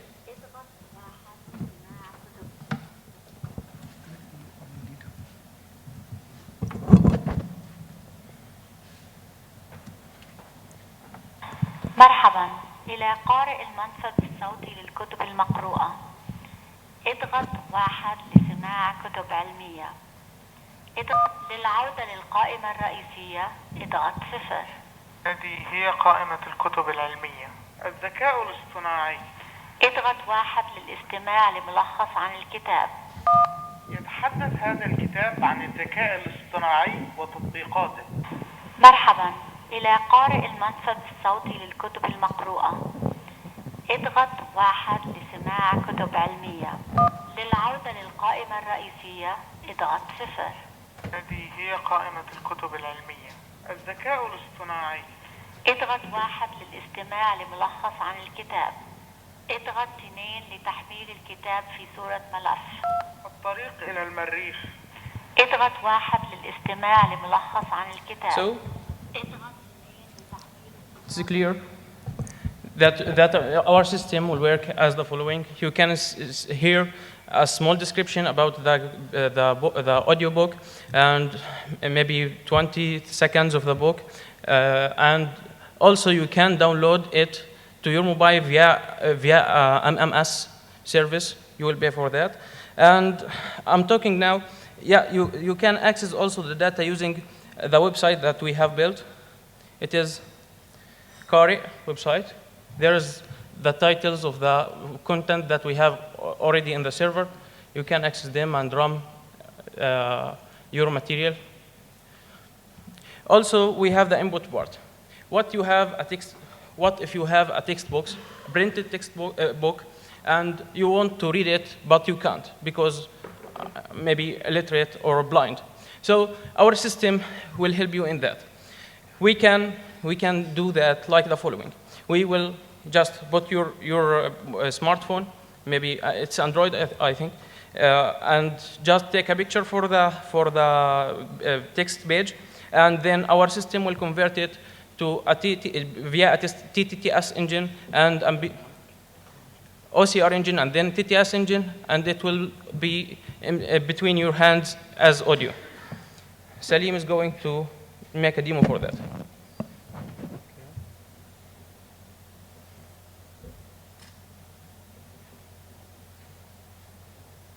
سألت حكيما عن سؤال حيرني. ما هم أكثر شيء مدهش في البشر؟ So this is our system as a design. What did we use? Sorry. And we used Android phone to generate Thank you. To generate the content using OCR and TTS. And then we used asterisk for the IVR system interface, sorry, and allowed the block for the website, and all tied together using Python. Basically, for those who does not understand Arabic, who did not understand the IVR system clearly, the IVR system is like the following: a welcoming statement, like hi and welcome to Kari system. Then press 1 for science books, press 2 for stories, and when you press 1, you get a list of books, like for the science book, for example, we had 2 titles. One title can be about universe, one title can be about physics. If you press a book, there are 2 options: either to hear a brief summary about that book, or download the book as an MP3 file. And you can always click 0 to return to the main menu to hear the main choices again. Okay, how will we keep it going? Actually, we can just deploy this application. It is ready already now. Actually, this is our server, so it's ready to deploy in any server you want. You can deploy it in a server and then make this service to the users. You can make some money from that just by maybe if the user downloaded more than N downloads per month, you can take some charge of them for that.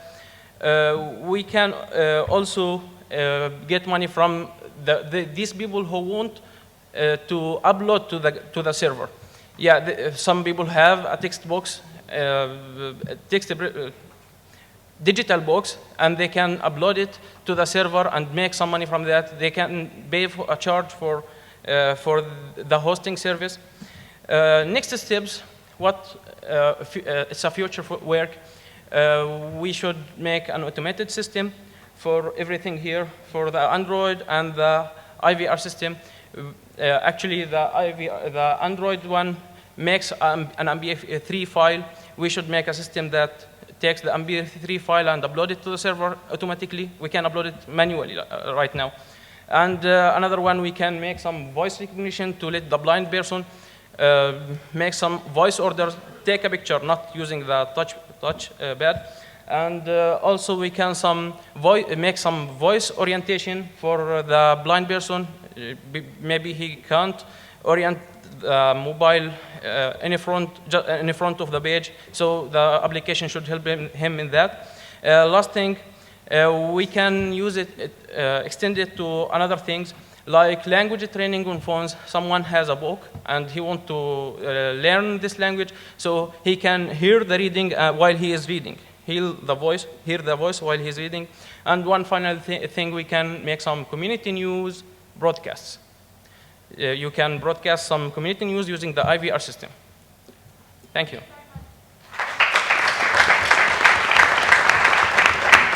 Any questions? Any questions? No questions? Okay. Thank you. Thank you all. Please help me welcome our 9th team, Café Roulette. Good evening, everyone. Thank you for coming tonight. My name is Will, and here are my colleagues, Kun Lao, Sungman Oh, and Francis Sowani.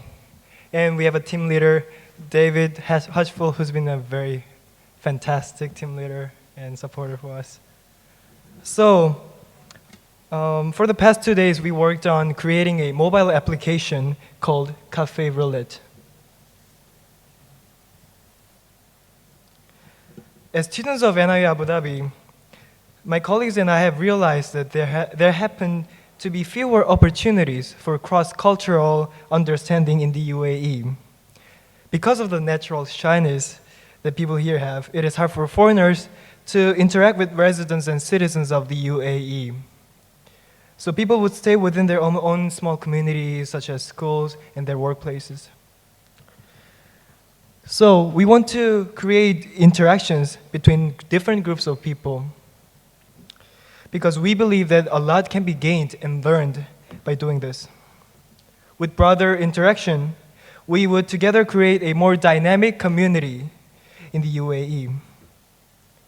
Cafe Roulette would lower the barrier to start a conversation by introducing to you people around you who share similar interests. That is, it would give you a topic to start a conversation with someone whom you didn't know. So what we want is for this kind of environment to have an opportunity to become something like this. So far, our application can create a profile and update it. It can also create a chat client to initiate conversation so that we can exchange a few words before we actually meet. Finally, Cafe Relate uses Bluetooth technology to discover similar interests around you. This is still under development, and we would demo it soon. And it would detect other Bluetooth devices around you and make our profile match our profile with those of detected devices. Our long-term goal is to connect Cafe Roulette with social networking applications such as Facebook, Twitter, so that we can collect specific interests and match them, bringing much more interesting hot topics on the table. Besides this, we also want to integrate it with a desktop-based viewer that can project it onto the screen, so that when you're at a meeting or at a party, you can see who are around you and who also share the same interests as you do. So we would run a little demo.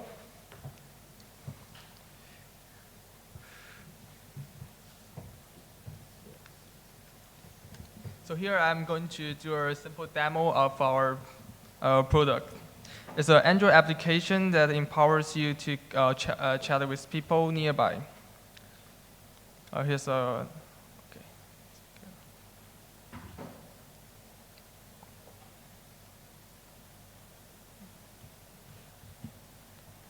Okay.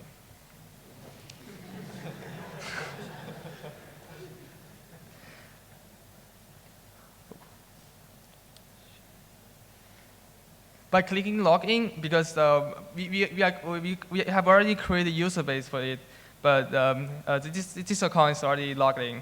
So as we can see from the home page, we can see the people, the name of the people around you, and with the same interests and how many interests you guys have in common. By clicking here, you can add your profile. And you click the name of the people and to start a conversation.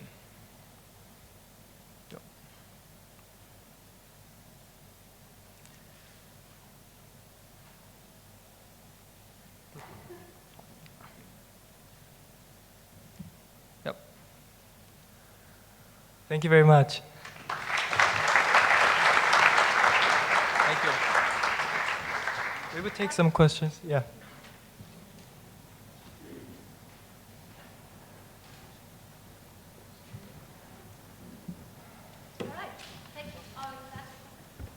Might as well. I mean, I like what you said at the start when you talked about how it would be a way of interfacing with the people here. How would you enact this? I mean, give us a scenario that would enable you to be in a circumstance where local people from the Emirates would have a chance to interact with you based on the technology. How does that look?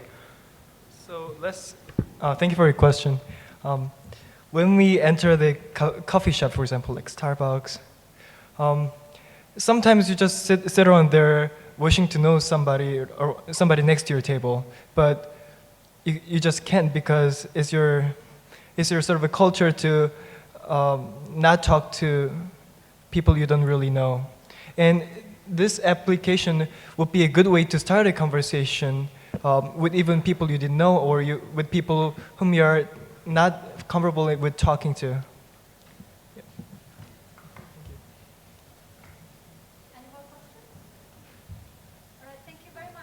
Thank you. All right, please help me welcome our last project, Kini Therapy. I'm Hamza. This is my friend Ahmed. First, I want to show you this video.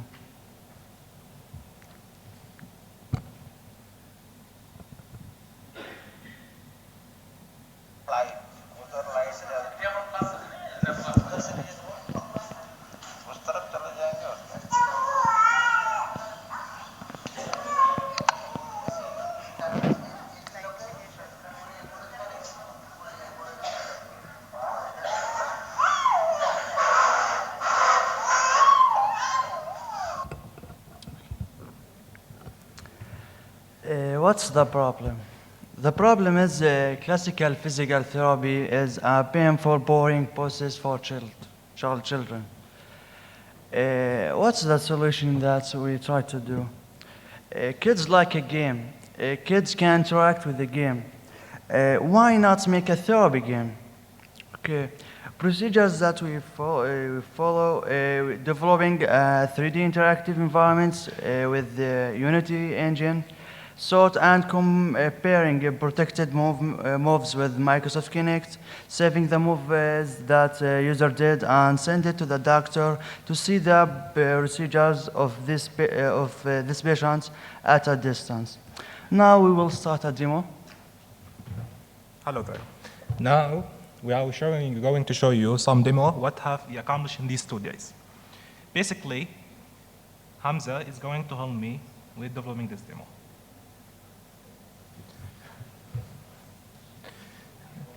Yep. Okay. Yep, it's here. Okay. Now, this is a game built based on a 3D interactive environment called Unity. Okay.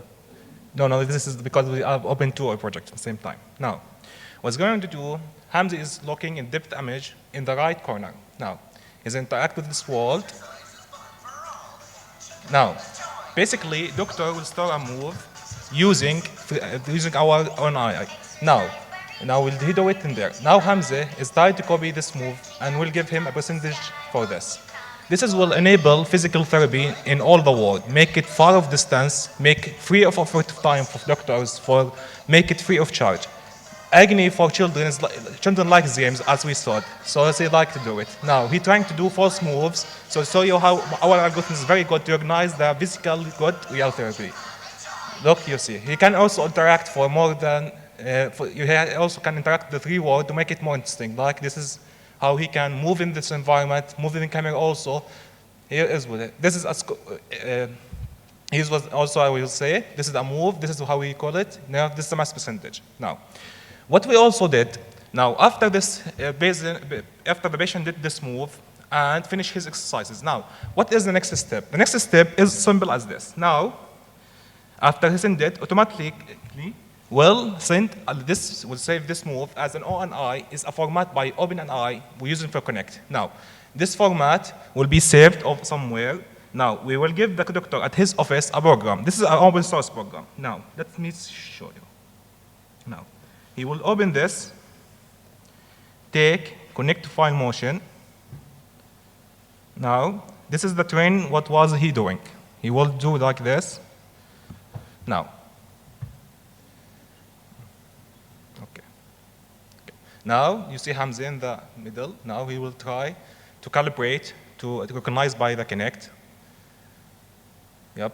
He will see stick figures of the bones of the patient. He doesn't care about the graphics. He don't care about the environment. He wants to just see the plastic, giving information, what was his states, what was he doing therapy, how much he was pretending and use this therapy.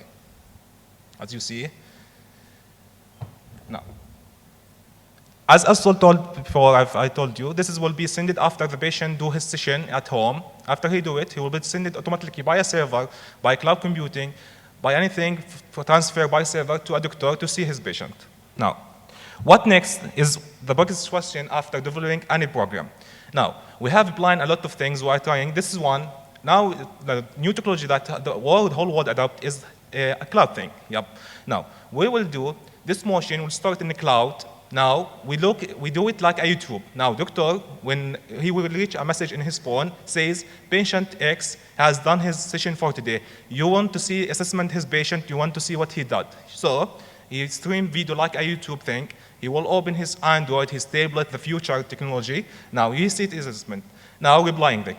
The more thing that interesting about our algorithm and our Unity, that the adding of U-motion is like a piece of cake. All what we do, what show you in the front is like here. The doctor at his office, we did it like this.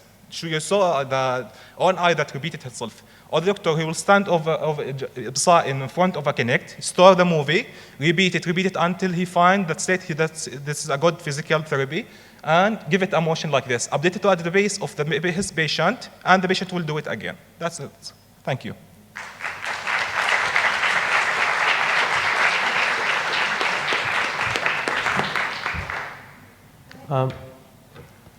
I can see clearly the benefit of this, but do you have a figure? Do you have an idea about the figure of the market size of this, where it could be applied?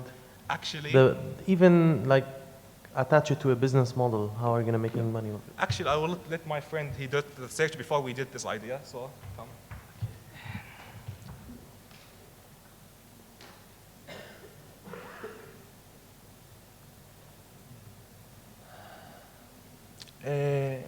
Like which in Jordan, there's about 210,000 people. They are suffering from this problem. So its cost consumes in average more than $300 incoming. Life more than on average 10 years in therapy, starting from the 10 months of age. Okay. The current solution have a problem. The most big problem, it's so expensive. So in Jordan, if we make some equation, we will find there's 65 million just in 1 year. What about 10 years of this? This will cost a lot of money. You see this? A big number. It's just a Kinect, just application. He can use it in his home. There's no more big cost for the family, for the government. I think it's really a great solution for this problem. Just one more thing. This will cost for whole world like 3 zillion. We can't decide how cost of the government. All our product will cost with the Kinect and computer like $150. Thank you.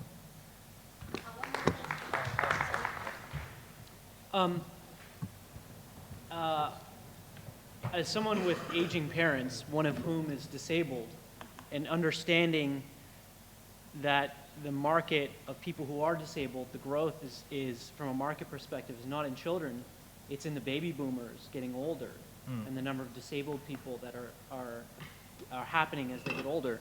How could you see this applied to people who are on the other end of their life in terms of their age? Yeah, you're talking about young people.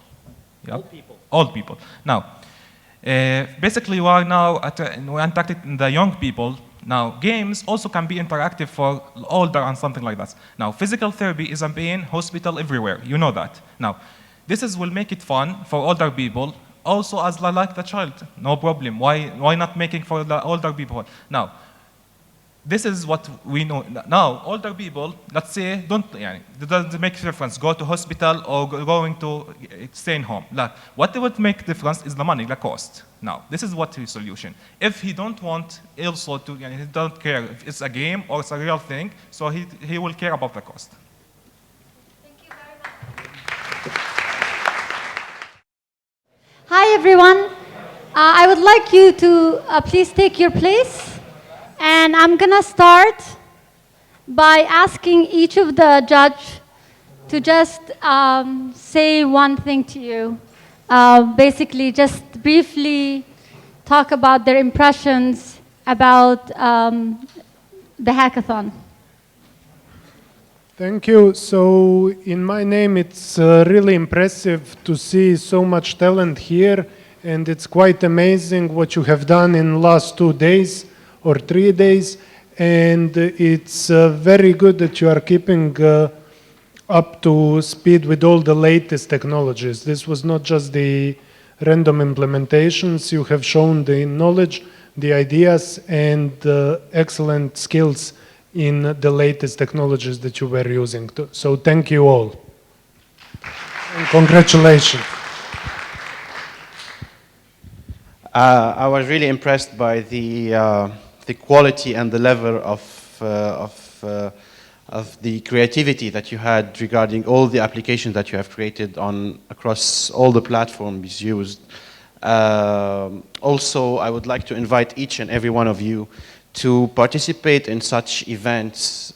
And I would love also to invite you, each one in his own country, to participate at the Microsoft Imagine Cup.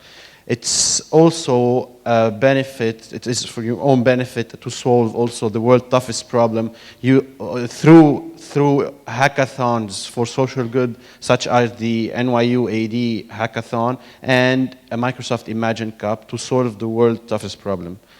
Congratulations to everybody, and I think everybody is a winner tonight. Thank you.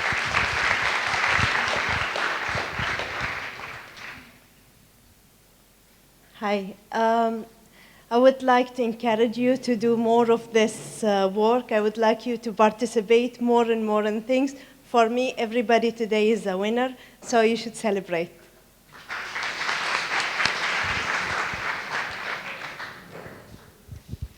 Thank you all. I was very humbled by your presentations. They were absolutely amazing. I'd like to hire some of you. I'd like to invest in others.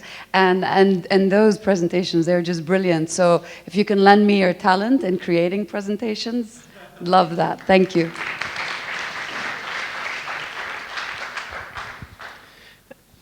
I was at a presentation in New York, actually, where Jeff Sachs was speaking to a bunch of entrepreneurs and inventors.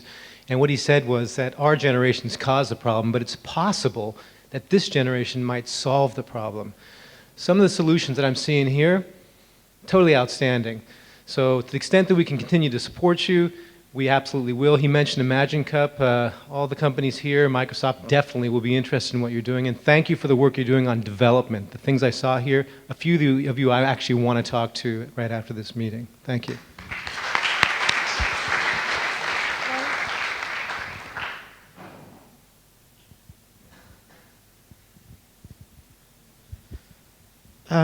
Amazing presentations, guys, tonight. I know there were 10 companies here, or 10 teams.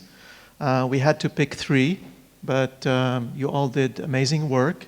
Don't take no for an answer. Just keep trying again.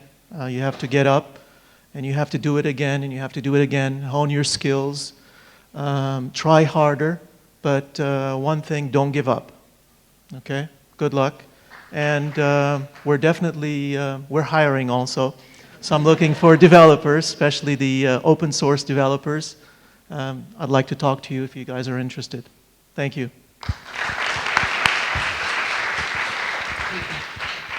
Thank you very much. I think it was very impressive what you did in 2 days. And yeah, just impressive. Especially the OCR stuff and kinetic stuff. It was very sophisticated, but you did it in 2 days, so very good. Yeah, Thomas Edison said, I haven't failed, I've just found 10,000 ways that don't work. And for those of you who aren't going to be prize winners this evening, failure is, as you heard before, very much part of the process. I'm very impressed with all the presentations we saw tonight, and I fully expect to see a number of you at Seed Camp events over the course of the next year. I tried to get a commitment from the rest of the Seed Camp gang to plan an event in somewhere in the Middle East, in the Arab world. At the moment, all we've done is run mini Seed Camps around Europe, but having seen the quality of the submissions we've had today, there's absolutely no doubt that I think soon there will be Seed Camp or Seed Camp type events around here, and I fully expect to see a number of you there.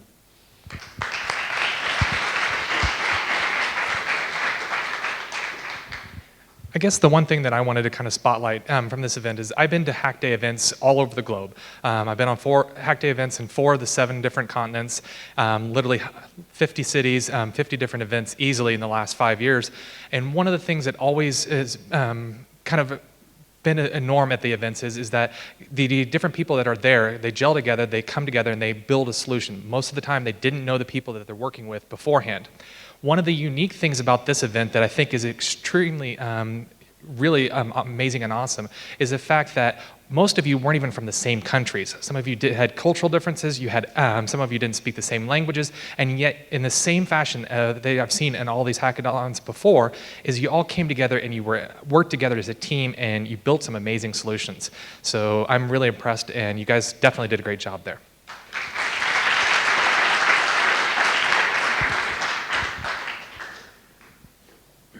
Thank you. Wow.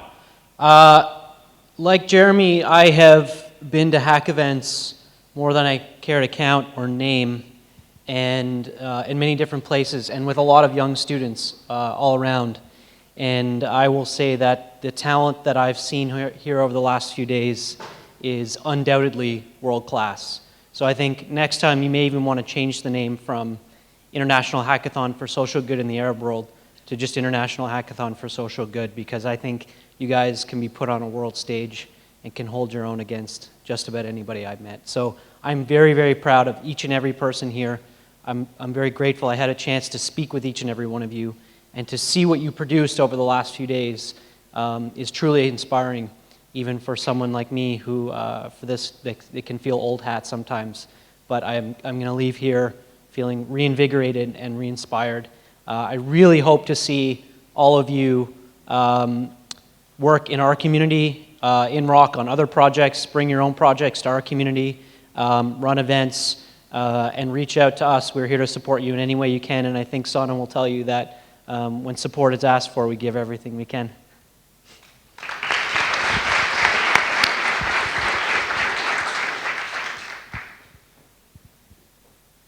Well, I'm gonna apologize from Rana and from Rama and Roy, and I'm gonna tell you that actually you're too smart to be employed. You have the killer combination of talent, hard work, and time. Use it wisely. You have all the time to try. Don't worry. There are a lot of people behind you willing to help you. Just find them, go pursue your dreams, and good luck.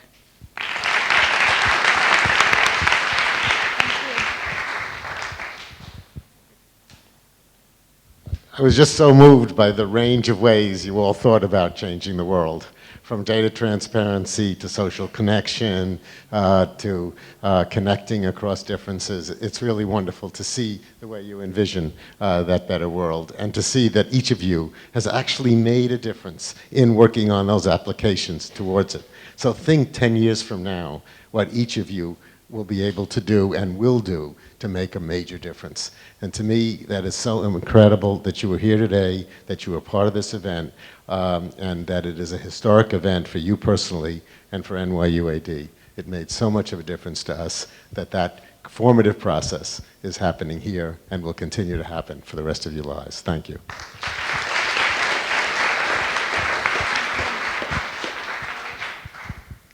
I was not supposed to be the last, but it's okay. I'm actually truly amazed by what has been created over this past weekend. It's just amazing to see how many different nationalities there were in this room and how technology unified everyone. I've been also to many hackathons and many events. I must say this is the only event, we've been sponsoring events all over the region. I must say this is the only event where every single startup actually had a working demo. Usually they have presentation, but the amount of time you spend versus the output is just amazing. I want to stress on Hassan what Hassan said. It's really important to keep doing these hackathons. The value it adds on your resume, it's gonna set you apart from many, many people. As an employer, as a VC, we look at people who have extracurricular activities. What you just put on your resume is fantastic. Keep doing these things. It's gonna help you a lot in your career. And I want to thank NYU for what you just created this weekend. If you can do even more of them, we will be the first one to sponsor and support you. Thank you very much. And I promised Sana to give her a small prize for this. We're going to offer mentorship for the winners, for the top 3 winners, and we're going to offer an internship for the #1 winner in this competition. So thank you, NYU. Thank you, Najee. All right, and now we're here for the result. You've been the whole weekend waiting for this, and I know you've been excited. Again, NYU Abu Dhabi think that, and all the judges, we all seriously think that you're all winners tonight. And I hope that you keep this passion and this energy, and we wish you the best. And we loved having you here in NYU Abu Dhabi, and hopefully maybe we'll continue to have this annually, and maybe we'll have you return to be team leaders in the next time we have this around. So we're going to start by the third place. Can we get the presents? So we'll start by third place.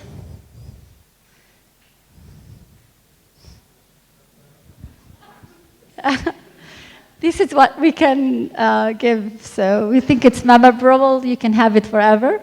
So third place is I'm actually really happy to announce this because it's my students. So I'd like the McKindo Center project. By the way, I was not a judge, so I didn't have anything to do with it.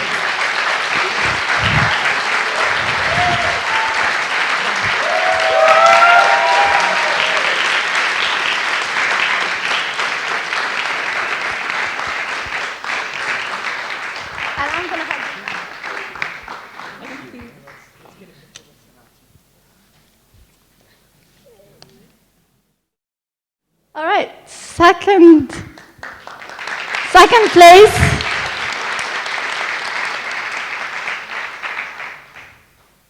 Also, this is a special place. I'm not a judge, but these are the Open MENA project. They're also NYU students, which I taught 2 of them as well.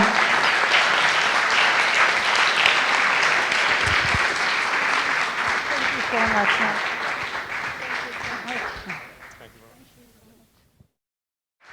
And now for first place. Yes, drum roll. All right, we'll wait till we get the prizes here. It's the kidney therapy.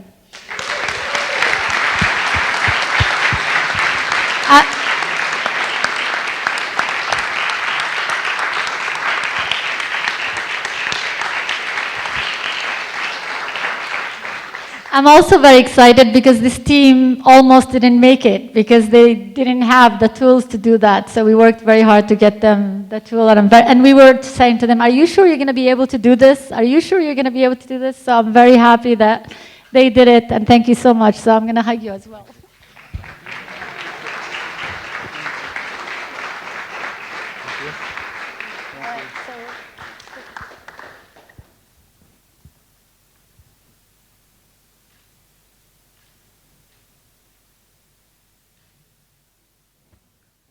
Thank you, everybody, for your passion, for your patience, for your energy, the teams, the team leaders, the winners, everyone. Thank you all for coming.